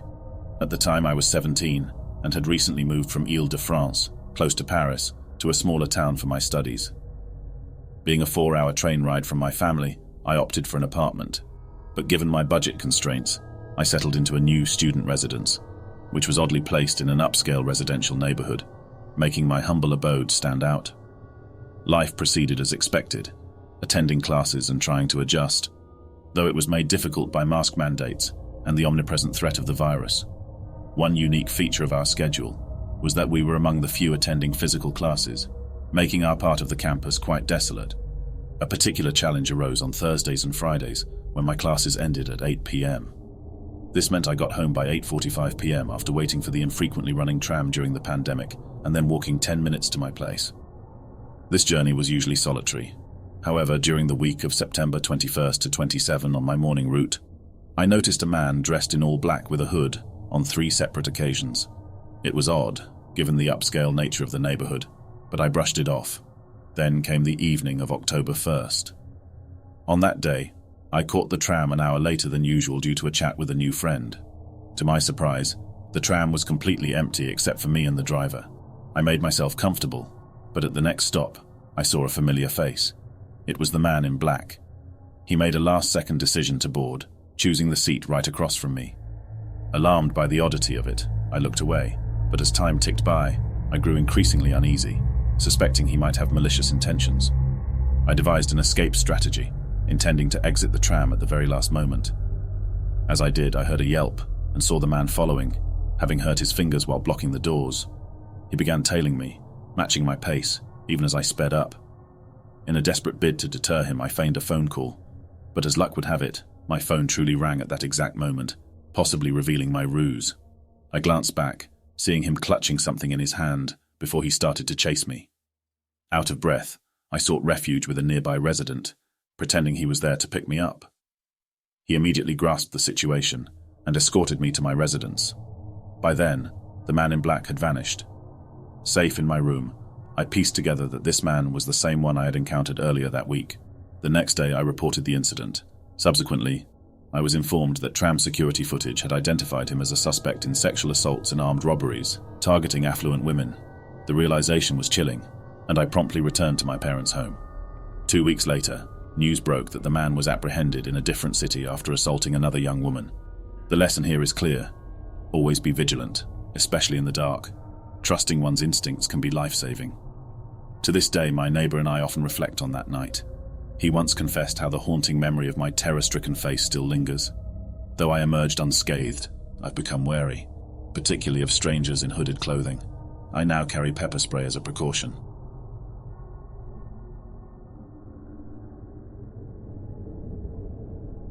In central Idaho, September marked the arrival of fall in the mountains, bringing bow hunters in pursuit of mountain goats. My cousin, whom we'll refer to as Vern for privacy, is passionate about hunting. His hunting expeditions span North America, from bears in Alaska and wild pigs in Texas to bighorn sheep in Wyoming. However, the Lemhi mountain range in central Idaho holds a special place in his heart. Generations of our family have hunted in these mountains, familiarizing ourselves with every nook and cranny, just as people would know their neighborhoods. Mountain goats are intriguing targets for hunters. They inhabit areas high above the tree line amidst rocky terrains. Known for their sure-footedness, they navigate almost vertical terrains. To hunt them is to tread perilously. A single misstep on rocky ground or a shifting stone could be fatal. Yet Vern was a natural, born to master such challenging hunts. On one occasion, Vern chose the Hayden River zone of the Lemmis for his expedition. A known spot for locals, it boasted a significant mountain goat population. The initial part of Vern's hike up the canyon went smoothly, with the crisp air causing his breath to mist up visibly. As the sun began to show itself, Vern stumbled upon a deer path and thought it might serve as a convenient detour. Not far along this path, an unexpected sight greeted him. A man emerging from behind a tree, clad in a light denim jacket, jeans, and bearing a small backpack. The man waved excitedly, clutching an old-fashioned hunting bow. Vern reciprocated the gesture, trying to figure out the stranger's origins. While the man seemed physically all right, his demeanor suggested distress. He shouted something inaudible to Vern and gestured for him to follow. Sensing the man's genuine need, Vern trailed him, though he could never quite catch up. Every so often, the man would glance back, anxiety evident in his eyes, ensuring Vern was still on his tail. The entire scenario left Vern puzzled. He hadn't noticed any other vehicles at the trailhead. Maybe the man had approached from another direction. Then suddenly, the stranger vanished from Vern's sight just around a bend. Vern found himself facing a treacherously steep rock-covered slope. Then he heard a whistle, spotting the man way above. Around 500 feet up the slope, Vern was baffled at how he reached that height so swiftly. Despite the mysteriousness, Vern wasn't scared. The man's gestures grew more desperate, urging Vern to ascend. With a mix of determination and fatigue, Vern clambered up, often losing footing amidst the rocks. Nearly 45 minutes later, he reached a ledge, out of breath and drained. There was no sign of the man, but something caught Vern's eye. An old boot, accompanied by another. Beneath a boulder, these boots concealed skeletal remains. Though he searched again for the mysterious man, he never reappeared. Instead, Vern felt an overwhelming sense of relief, as if the environment itself exhaled in peace. Using his GPS, he marked the location and descended to inform the authorities. The Lemhi County Sheriff's team uncovered a skeleton beneath the boulder, identifying the remains as a bow hunter who had disappeared about 53 years ago, using a credit card found on him. Vern chose to remain anonymous, not seeking acknowledgement for this eerie discovery. To him, it was simply an uncanny tale from the mountains. The joy for him was in bringing closure to a family after decades, but the baffling experience of the guiding man still lingered in his mind. This became even more unsettling when Vern recognized the man's photo in the news coverage as the one who led him to the remains. The dots connected, the desperation, the constant glances, and the overwhelming relief. The spirit of the lost hunter had finally found his way home through Vern.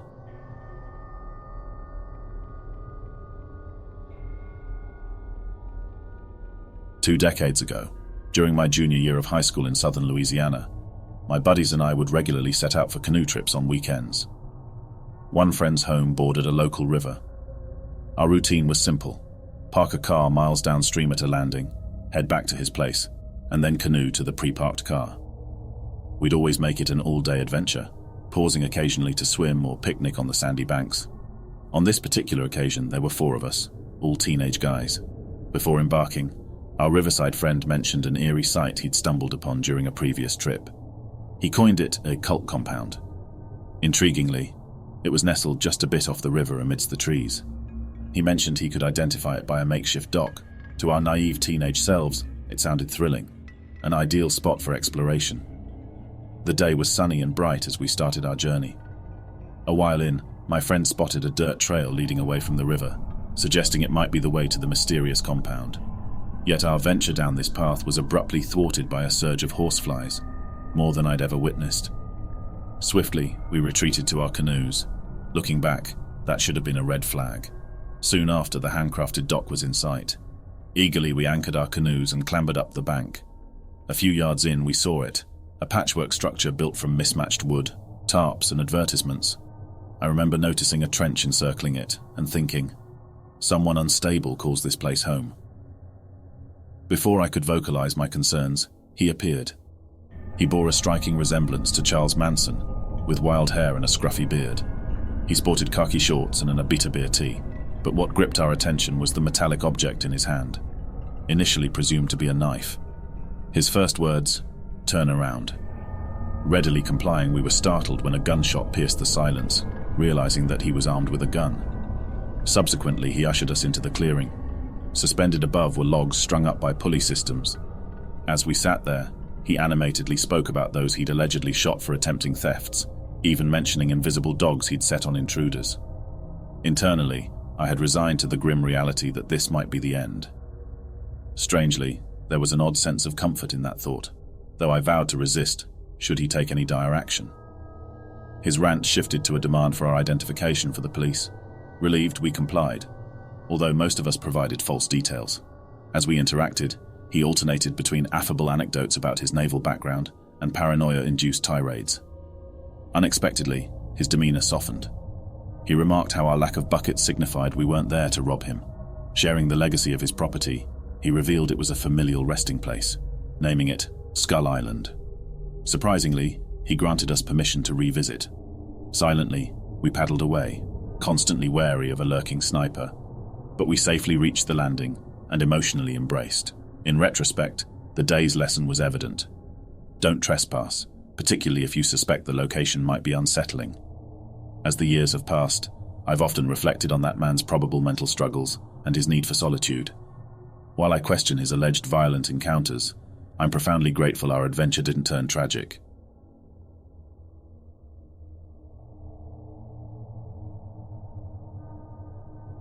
This account is genuine, and I've constantly been pondering what really transpired.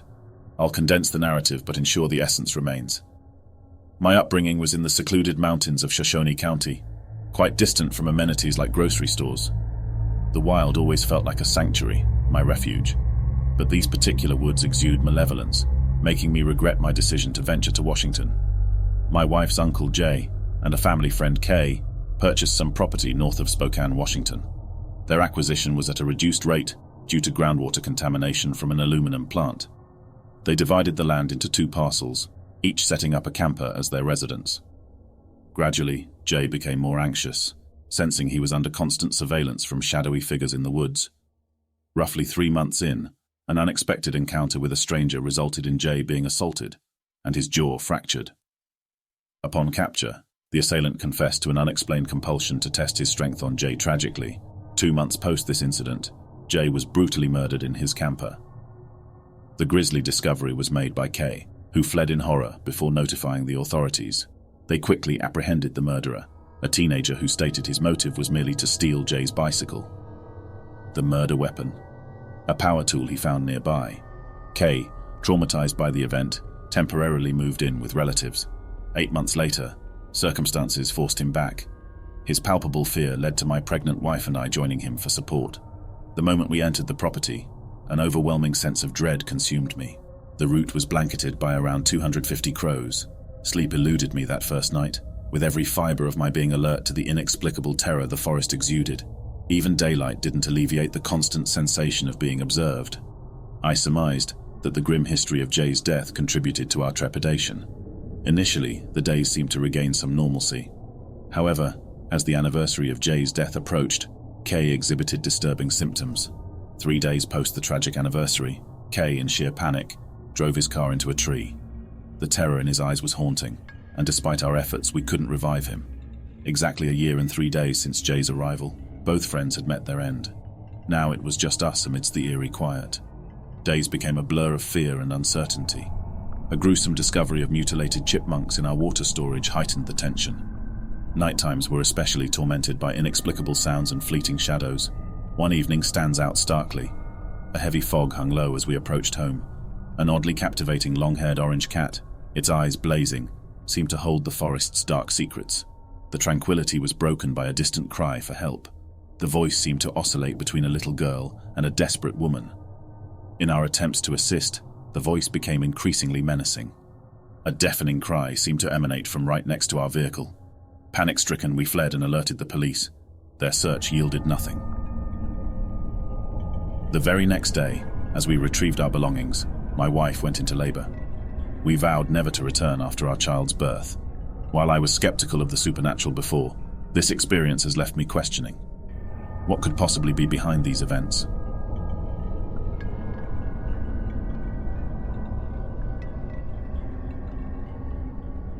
This happened about a decade ago, but the memories are as vivid as if it happened yesterday. Back then, I was a college student majoring in environmental science. My passion for biology led me to an internship opportunity at an old government research facility dedicated to ecological studies. This massive building was steeped in history and located in the middle of nowhere, surrounded by dense woods. It was as eerie as it was fascinating. The place buzzed with tales of strange occurrences, and the occasional unexplained noises that would echo through the corridors. But hey, I was young and curious, and a paid internship was a paid internship, right? The facility was alive during the day, bustling with scientists, researchers, and interns like me. Yet as the sun dipped below the horizon, the atmosphere morphed into something far more unsettling. That's when I first met him, the night security guard. He had a friendly demeanor, offering me a warm smile as I passed through the lobby on my first night. He introduced himself as Frank, assuring me that he was there to keep me safe during my late-night shifts. That initial encounter seemed harmless enough, but little did I know how quickly things would change. A few weeks into my internship, I was assigned a late-night shift. I gathered my notes and headed to the building, bracing myself for the eerie ambience that had become all too familiar. Frank was there, as always, manning the reception desk with a grin. As the night wore on, I became immersed in my research. The isolation added a layer of intensity to my work, and soon I was the only soul in the building. That's when the lights started flickering. At first I brushed it off as faulty wiring, but the frequency and pattern were all wrong. My heart raced as I imagined someone or something lurking in the shadows. Frank's absence that night added to my unease. He had always been a comforting presence, but his absence that night was deafening. As I continued my work, a strange sound filled the air. It was like whispers carried by the wind, almost like the building itself was trying to communicate with me. The sensation was eerie, and I couldn't shake the feeling that I was being watched. Then, a sudden draft swept through the hallway, extinguishing the overhead lights. I froze, my heart pounding in my chest. Panic seized me and I fumbled for my phone, the only source of light in the darkness. That's when I saw it, a shadowy figure at the end of the corridor. I squinted, straining to make out details. The figure seemed to move with unnatural speed, disappearing around a corner. Dread clawed at me as I considered my options. Stay put and hope for the best, or venture into the unknown. Summoning every ounce of courage, I began to creep down the corridor, my phone's feeble light casting eerie shadows on the walls. The silence was deafening, broken only by my rapid breaths. The whispers grew louder, like a chorus of lost souls begging to be heard. As I turned the corner, my heart stopped. There, in a dimly lit room, stood Frank, but it wasn't the Frank I knew. His eyes gleamed with a malevolent light, and his grin stretched unnaturally wide. I stumbled back, my mind reeling. "Welcome," he hissed, his voice a chilling symphony of echoes. "You're not alone in this place." Terrified and disoriented, I tried to back away, but my feet felt rooted to the spot. Frank's presence seemed to warp the very air around him, distorting reality itself. As he moved closer, I caught glimpses of something behind him, shapes that should not exist, forms that twisted and contorted in ways that defied logic. I squeezed my eyes shut, desperately hoping this was some bizarre nightmare, but when I opened them again, the room was empty. Frank was gone, leaving behind an echoing silence that hung heavy in the air. Shaken to my core, I stumbled out of the room and into the corridor. The building seemed to pulse with a malevolent energy, as if it were alive and hungry. Every shadow felt like it was concealing unspeakable horrors, and I could feel eyes on me from every direction. I ran, my footsteps echoing through the hallways. The exit seemed impossibly distant, and I fought back tears as I grappled with the idea that I might never escape this nightmare. Finally, I burst through the front doors, gasping for breath as the night air enveloped me. The woods seemed to breathe alongside me, a living entity that watched and waited. I glanced back at the building, my heart heavy with the knowledge that I might never understand the true nature of the horrors within. To this day, I can't shake the feeling that something ancient and malevolent lurks within the abandoned research facility. The whispers still haunt my dreams, a reminder that some secrets are better left buried in the darkness.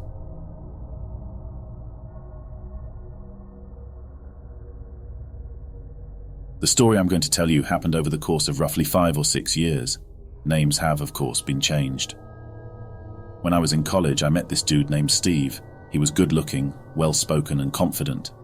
He was instantly well-liked by most of the people that he met, but was a bit intimidating to me at first, due to the fact that he was pretty jacked and didn't speak to me a whole lot in the beginning. Here I was, an 18 going on 19 fat kid, with an inferiority complex that made me act out to get attention. I would wear women's clothes to class to get a laugh, or interrupt the professors with a witticism here and a joke there. Again for a laugh. I was that kid, the one that people didn't exactly dislike, but weren't too eager to hang out with because I could be a bit much at times. This did nothing to help with my feelings of inadequacy, but I didn't make the connection there until a couple of years later. Steve and I didn't exactly become fast and hard friends, because I got pretty drunk at a party once, and he decided instantly that I was annoying. Still, we were civil to each other, as we were in the same department and had a couple of classes together. We kind of hung with different crowds too, even inside the department. Steve had recently been kicked out of boot camp in the military. He told everyone that it was because he had injured himself badly enough that he had been discharged, but that wasn't true. However, we'll get to that part later. Cut to about 3 or 4 months after my first meeting Steve, and I had been invited by a mutual friend, Corey, to come to a small get-together at his place, where he incidentally was roommates with Steve. I told Corey that I was kind of wary of Steve and felt like he didn't like me, to which he replied that I was right, and that was why he wanted me to come over. He wanted me and Steve to get to know each other better because he was positive we would become friends if we just gave each other a chance. After some more prodding, I finally agreed. When I arrived at Corey's house, there were maybe 3 other people from the department there. It seemed like a pretty chill setting. There was some alcohol being passed around and I drank a little bit, but I kept my distance from Steve. After a couple hours, and quite a few beers, I was starting to feel pretty good. Someone brought out a couple of joints, and those started getting passed around the room. When one of them made its way to me, Steve spoke up. "Don't bother passing to him," he said with a mocking laugh. "He's a goody-good." I'm not exactly sure why he said or even thought that. It might have been because I once mentioned in passing that I had never smoked weed before. Regardless of why he said it, it made me mad that he was making fun of me. So I did what any 19-year-old drunk dude would do. I grabbed the joint and took the biggest hit I could possibly take. This, as anyone who has ever smoked knows, is a huge mistake for a marijuana virgin when quality kush is handed to him. After my coughing fit, and all of the laughter at my expense, had subsided, I looked at Steve challengingly, and he just kind of nodded in my direction before resuming his conversation. Now, no one told me that you shouldn't mix alcohol and weed. Had I stopped there, I would have been fine. However, I continued to drink, which exacerbated all the stuff that comes along with being high. By the time I knew I was high, I was starting to get paranoid. I am, or at least was, a bit of a hypochondriac. Dry mouth felt like my tongue was swelling up and my throat was starting to close. The feeling of almost weightlessness that sometimes accompanies being high made me feel like I wasn't anchored to the floor anymore. The time dilation that you experience with weed made me feel like I was literally frozen in time. I started to panic. By this point, everyone else had gone home and it was just me, Steve, and Corey. I explained to Corey that I thought I was allergic to weed because I wasn't feeling right, and oddly enough, Steve asked me to explain what I was feeling. When I did, he walked me through all of it and calmed me down. Once I was calm, he put a controller in my hands and we played video games until I sobered up enough to drive. It was honestly really cool of him, and it was the start of one of the best friendships I've ever had, until it became the worst, most abusive relationship I've ever been in. Over the next year or so, Steve and I became really close. I considered him one of my best friends. Being around him was almost like a drug. He just had this way of making you feel like you mattered. I know now that he was a complete sociopath, but you don't really see those signs until it's too late. He harassed me until I started working out with him, which meant I had more energy and confidence in myself. I got into pretty decent shape. I wasn't ripped. I wasn't even what most people would call fit, but I wasn't the fat kid anymore either. He would come to my house and force me to go out and do stuff. Before I became friends with him, I was kind of a loner and a hermit. We would go to the lake just to mess around, or go hiking in the woods, or any number of outdoorsy type activities. For the first time in years, I had confidence in myself, and I was actually quite happy. Enter Lisa. Lisa was the love of my life, the one who got away, or rather the one that I stupidly dumped twice over a 5-year relationship because I was scared. She's not a huge part of the Ballad of Steve, but she plays a role. She had come to my hometown to go to school, and she had a boyfriend back home, but we clicked immediately. I know you're wondering, and no, we didn't hook up or anything while she was with him. She made her intentions toward me clear, and I made it clear that nothing would happen while she was dating someone else. She told me that she'd been considering breaking things off with him, as he was a bit controlling, and the next day she walked up to me and kissed me full on the mouth. When I started to push her away, she laughed and said, "I broke up with Jason last night. You're mine now." I smiled back and our relationship began. I apologize for getting into these details that have nothing to do with Steve. It was just an immensely happy time of my life, and I never would have had the confidence to flirt with Lisa in the first place if it weren't for Steve. The next year after Lisa and I got together was rather uneventful. I will admit there were some red flags with Steve that I either didn't see or just outright ignored. Looking back on it now, one of the most obvious was that one day I was hanging out with Lisa when Steve showed up.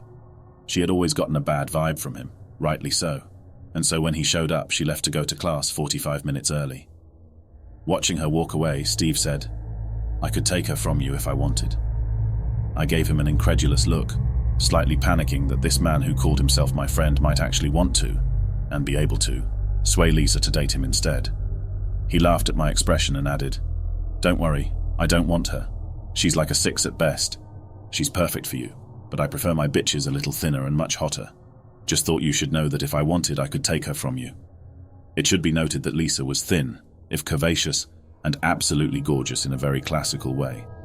I am now convinced that Steve actually was attracted to her, but he saw himself as the alpha and needed to assert his dominance over me, one of his perceived betas. I'm ashamed to admit that it worked. I did get angry and told him not to talk to or about my girlfriend in such a gross manner, but once he gave a half-hearted apology, I just kind of shrugged it off. The next year there were even more red flags that I chose to ignore. I know the story is moving rather quickly right now, but those first couple of years weren't really that bad. Yes, Steve was starting to show his true colors, but the really horrible shit was still to come. Also, if you're keeping track, I was at a 2-year college for 3 years. That's just how long it took me to get my associate's degree. That's neither here nor there. Steve started dating one of the freshmen in our department. I heard from others that the relationship was incredibly psychologically abusive on his end, but I kept brushing it off because the girl he was dating hadn't spoken up, and Steve was a good guy, right? I mean, I hadn't witnessed it. Other people must just be misinterpreting Steve's unusual sense of humor in a way that painted him in a bad light in their minds. I was unaware at the time that of course she wouldn't speak out against him because that's what psychological abuse is. It's gaslighting and insults and ensuring that the victim believes themselves to be absolutely worthless and deserving of the treatment that they receive. During the end-of-year departmental party, I proposed to Lisa, and she said yes. When Lisa and I graduated from the college with an associate's degree, we decided to move to a new school together. Despite the fact that our relationship grew stronger than ever without Steve in our lives, a dot that I didn't connect due to still being firmly in his psychotic grasp. The college we decided to transfer to was absolute garbage, and after the year was over, we had decided to transfer again to a better and cheaper school, this time about an hour away. Coincidentally, it was the same school that Steve now attended. That summer, Lisa moved back to her hometown while transitioning between schools, and I ended things with her for the first time over the phone. Shitty, I know, but we were like 5 hours apart since I had stayed behind to live on campus and work, and neither of us could find the time to visit the other. The only reason I can logically come up with is that I was scared of the commitment. I've always said that when I marry, I want it to be for life.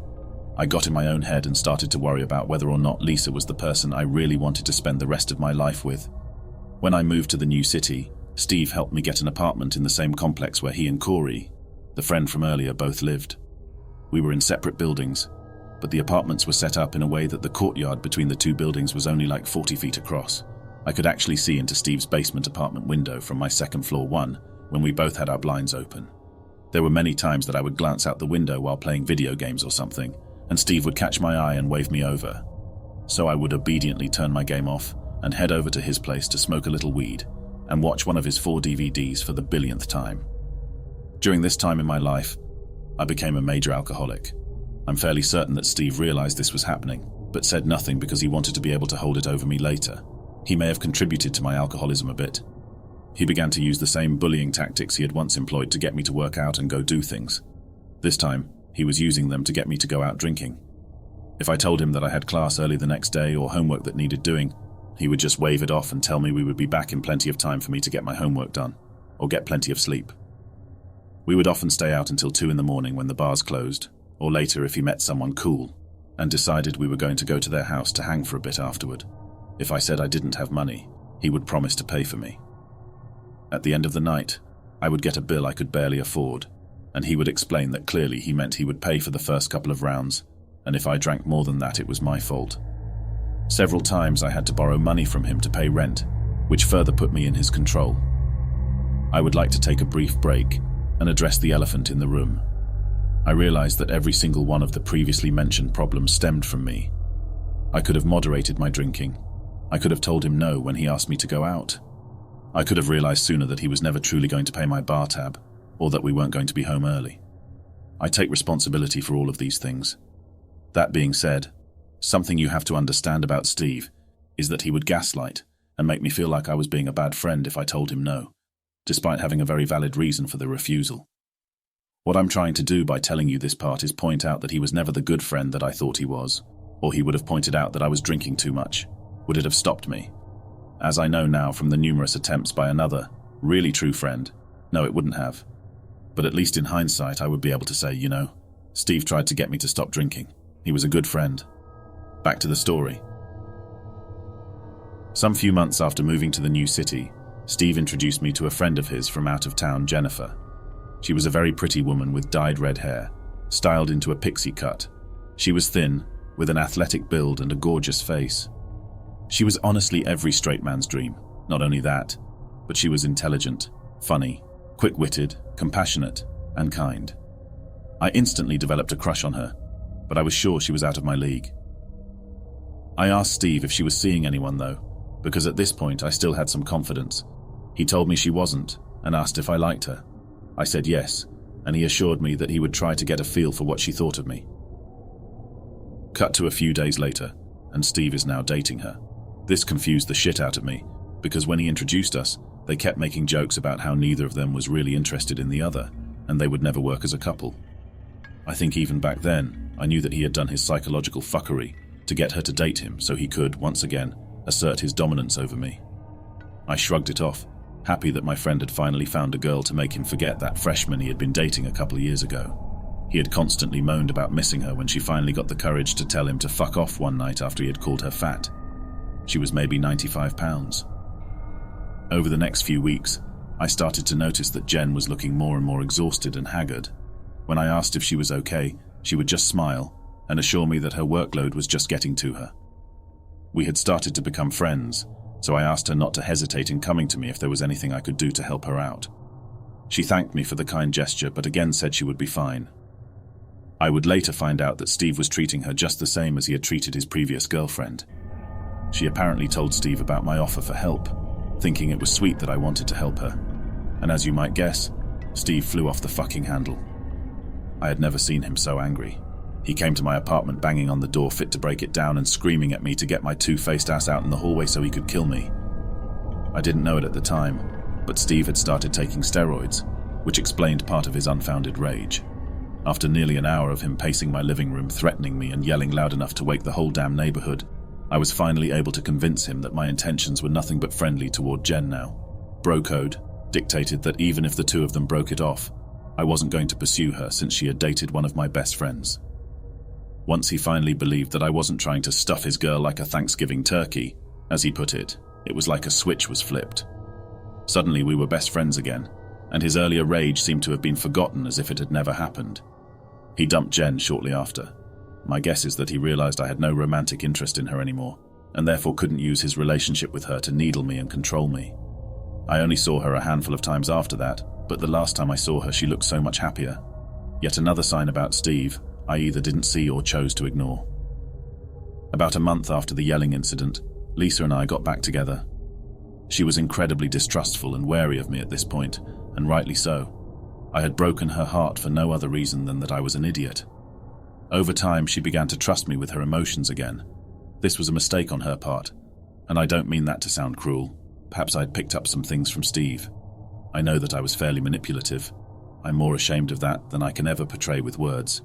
I hate myself to this day for some of the ways I treated her during our second stint as a couple. Lisa was still uncomfortable around Steve, and she would often leave if we were hanging out and Steve showed up. He never seemed to catch on that she didn't want to be around him. Things were made far worse when we went to a house party one night, and Steve groped her. Again, I'm incredibly ashamed to admit what I did when she came to me in tears of rage and disgust and told me what happened. I'm ashamed, because the first thing out of my mouth was, "Steve wouldn't do that. Maybe you just misunderstood what was going on." He smacked my ass and grabbed my chest. She practically yelled at me. "All right," I said. "I'll go talk to him." I should have just cut him out right then and there. I should have taken Lisa home. I should have went and knocked Steve the fuck out. I should have done a lot of things, but I've always been a people pleaser, and Steve brought this out in me in the worst way.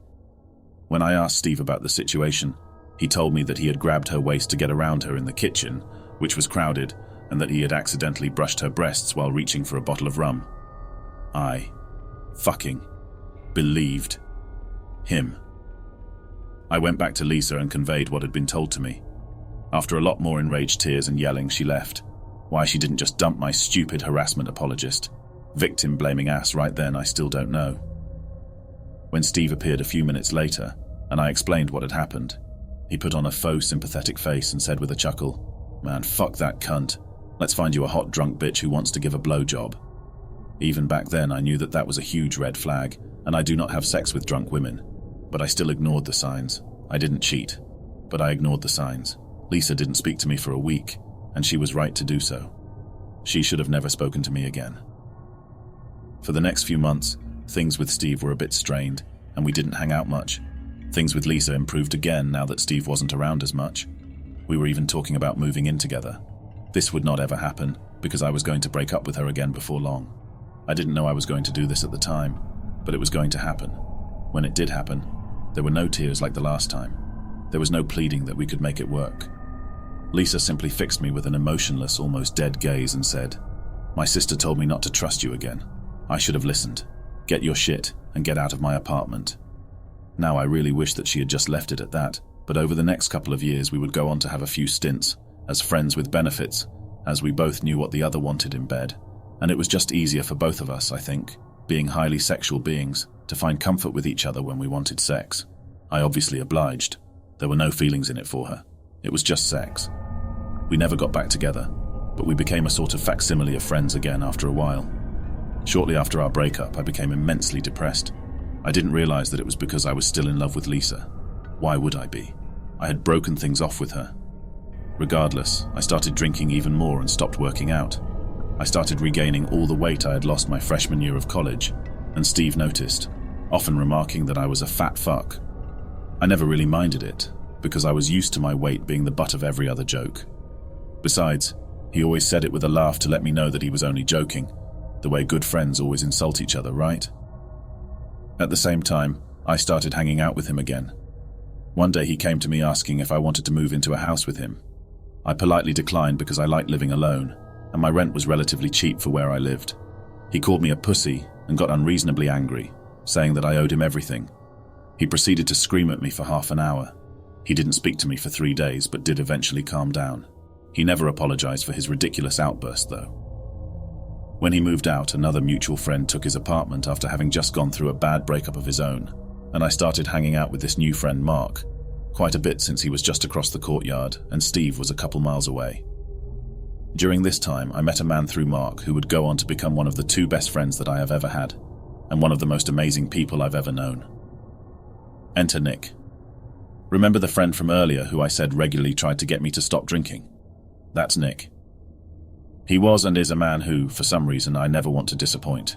Even today, being mostly sober, a huge part of what keeps me from drinking is the idea that if Nick found out, I would be more ashamed of myself than if I publicly shit my pants in front of the woman of my dreams. Personally, that to me is a mark of a true friend, mostly because Nick never asked for or expected me to feel this way. In fact, I think he's a little uncomfortable with it, but it's not something I can just turn off. Nick and I hit it off fairly quickly and started hanging out regularly. It was with Nick and his circle of friends, all of whom I proudly now call my own friends, that a Dungeons & Dragons group was started that lasted for nearly 4 years. Nick plays a bigger, if not huge, part in this story later.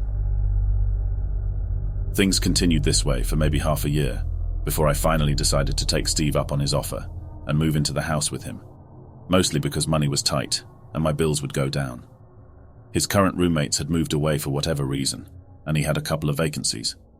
I took one room, and a friend of his from when he was in boot camp, Greg, took the other. For a while, things were awesome. Steve had apparently become Catholic. He was off the juice. It was like I had my old friend back from the days when we had first started becoming chummy. He, Greg, and I would often go on road trips or go out to bars or just go to some outdoor attractions around the city and walk around. Now remember that I said that Steve had been discharged from the military and claimed that it was due to an injury. Turns out that was not true at all. One night while Steve was at work, Greg and I were hanging out with some beers, and somehow the topic came up. You know he was crazy, yeah? Greg asked. What do you mean? I said. He was kicked out before he finished boot camp. Really? He told me that he suffered some kind of injury and they had to let him go. After I said this, an incredulous look came over Greg's face, and he turned slowly to look at me. He then proceeded to tell me that what Steve had told me was an utter lie. He told me that Steve had had reason to suspect that his then wife was cheating on him and had been overheard by a commanding officer saying that when he finished with boot camp, he was going to murder them both and the daughter that he and his wife had. He had been given an in-depth psychological evaluation and been discharged essentially for being too insane for the military. I later confirmed this with some of Steve's childhood friends. At this point, I was starting to realize who Steve really was, thinking back on some of the interactions I had had with him. Unfortunately, I was stupidly loyal to someone I perceived to be a good friend. At some point, I had invited Nick to come over and hang out to play video games and whatnot, and when Steve met Nick, he immediately called him fat. Now, Nick was at the time a large man. He has since made enormous strides in his fitness journey. Shout out to Nick for your hard work if you're reading this.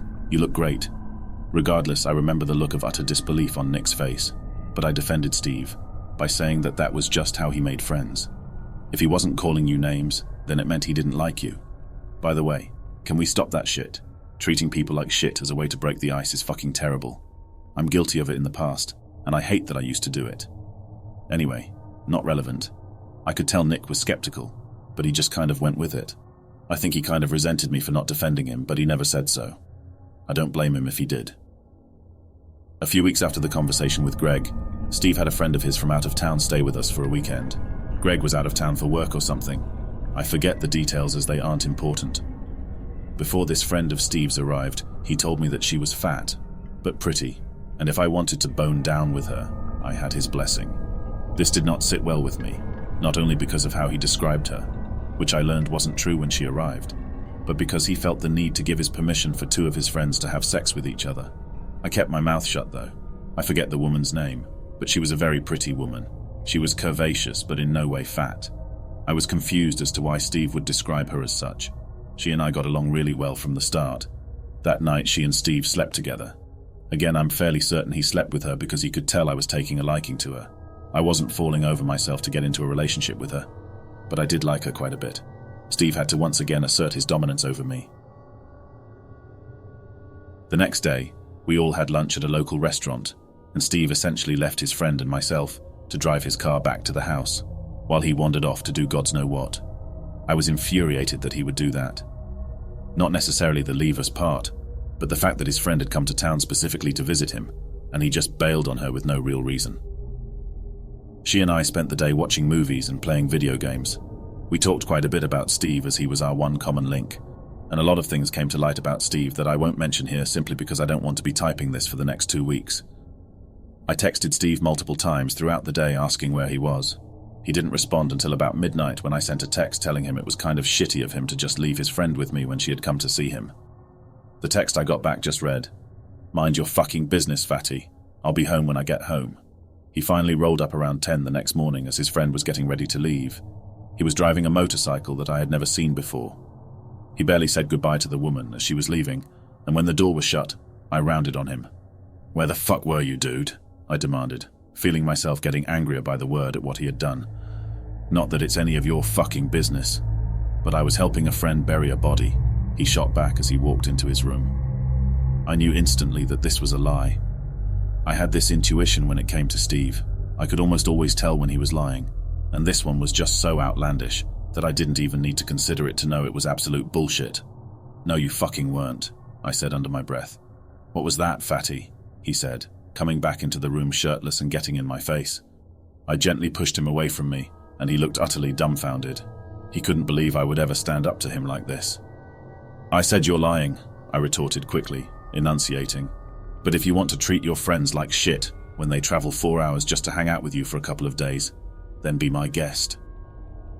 We stood there glaring at each other for a few seconds before he deflated and looked slightly ashamed, which shocked the hell right out of me. "I was with a girl I've been dating," he said softly. "So you invited a friend to stay with us," I said, my anger rising again.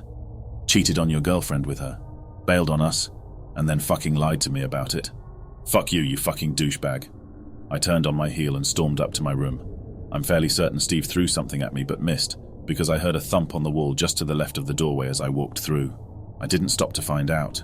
I didn't see or speak to Steve for a couple of days after that. It wasn't until Greg came home from his trip and noticed that we weren't spending time together and were acting coldly toward one another that our friendship started to repair a bit. Most of that was due to Greg yelling at us that he wasn't going to live with a couple of bitches who couldn't get their shit together and act like adults. Despite our relationship repairing slightly, things were never really the same after that. Over the next few months, Steve started to sell drugs and always kept a loaded gun in the house. I specifically remember him telling me one day that some guy was going to be coming over to give him some money that he was owed, and if he showed up while Steve was at work, I was supposed to take the money, count it, and put it on his bedroom desk. I didn't know he was dealing at the time, and so assumed it was just a guy who owed him money. I just agreed, and went back to playing my video game as he left for work. Steve got home from work before the guy showed up, and when there was a knock on the door, Steve came out of his bedroom with his gun in hand and held a finger to his lips. He opened the door to reveal a man standing on the porch with a wad of cash in hand. Steve immediately pointed the gun in his face, cocked the hammer back, and started screaming at him to drop the fucking money on the ground and get the fuck off his porch. As the dude was fleeing in terror, Steve yelled after him that if he ever saw him again, he would kill him.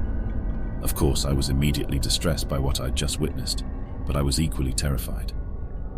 When he turned to me with a huge grin after collecting the money from the porch and closing the door, I just gave a weak smile and ignored the whole thing. I learned later that he was back on steroids when this happened. During this time, Steve would regularly come home late at night, 3 sheets to the wind, ranting about one ethnic group or another. The one that sticks out in my mind the most was when he stumbled in so drunk that he could barely string together a coherent thought. He was yelling about globalism and how the Chinese were trying to take over the world. He mumbled a string of words I couldn't make out, then shouted clear as day, "Pingling," followed by another string of unintelligible bullshit, and finally, "fucking our daughters."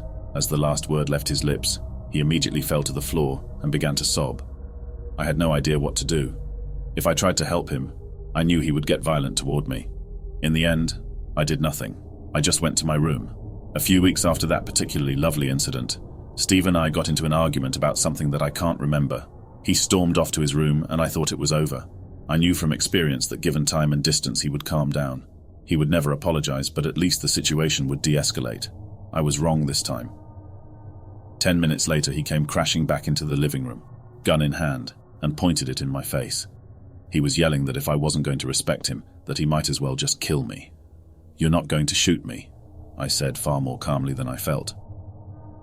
Inside, I was shitting my pants, despite the fact that I did honestly believe he wouldn't shoot me.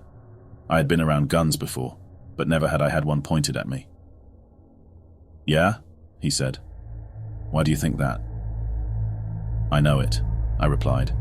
"I know you're not going to shoot me because I'm one of the few real friends you have left." He seemed to consider this for a moment, and finally lowered the gun. His face was still murder incarnate, but at least the gun wasn't pointed at me. "Can you move, man?" I asked. "I'm trying to watch Netflix." He continued to stare at me for a long while, seeming to be internally fighting with himself, before finally stomping back to his room. I didn't see him again for the rest of the night. A few days later, Steve and Greg asked me to sit down when I came home from my 3rd double in a row at the restaurant where I worked. I asked why, and they said we needed to talk about me living there. I told them there was no need. I was moving out. They seemed satisfied with this, and I went to my room to get some much-needed sleep. As a side note, as I was moving out, I accidentally broke the handle off of the storm door and Steve lost his mind, screaming at me and calling all kinds of names, including the N-word. I assured him that I would replace it, but he just kept calling me names. Nick was helping me move out at the time, and once we were away from the house, he gave me a look that spoke volumes.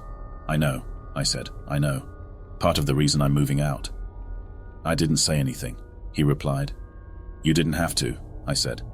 This was the point that I finally snapped and realized that Steve was nothing but a toxic piece of shit. It took someone I hadn't known for very long, giving me a single fucking look for that puzzle piece to finally fall into place and make me go, "Fuck this bag of dicks." After I moved out, I only saw Steve once more. I was coming out of class on the university campus, and he drove up on his motorcycle and started trying to make conversation. But I just made some lame excuse about needing to get to work or home or something and walked away. About a year later, I blocked Steve completely on all social media when he commented on a Facebook post and called my mum a cunt. I don't know why I didn't do it sooner. About a year after that, Nick and I were at the mall.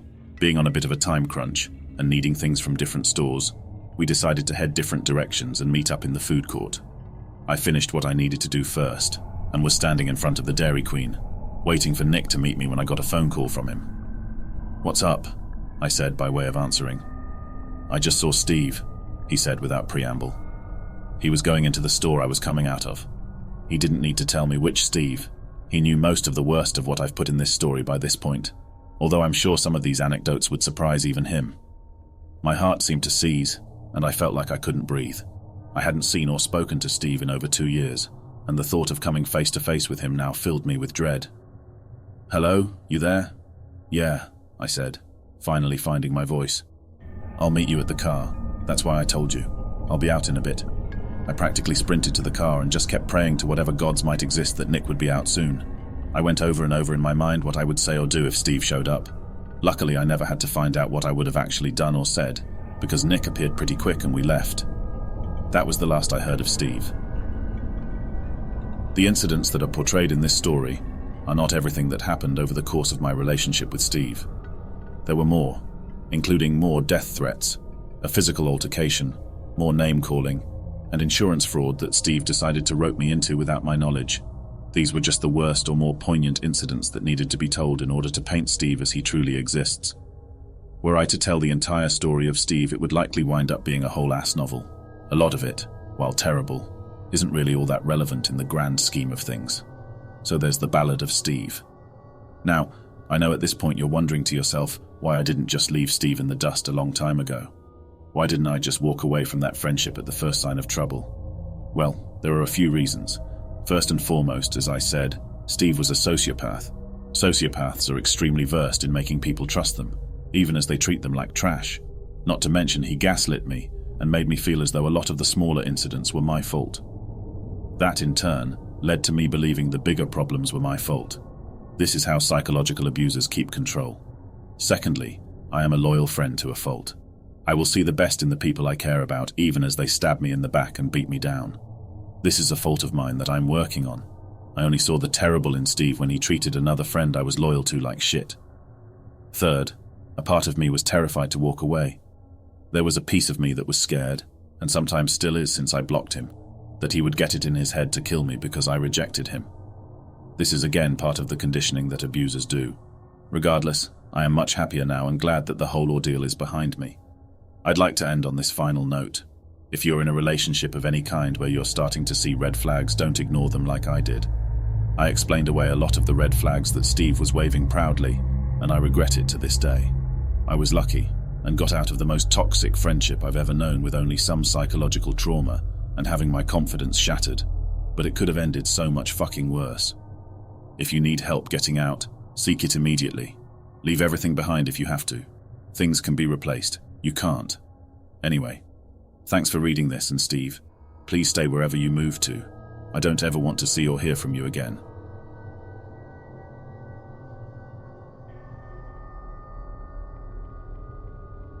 Hey guys, it's Dougie Flesh. If you enjoyed the stories, make sure to subscribe and like the video. It'd mean the world to me. I'll be posting these stories daily. See you in the next one.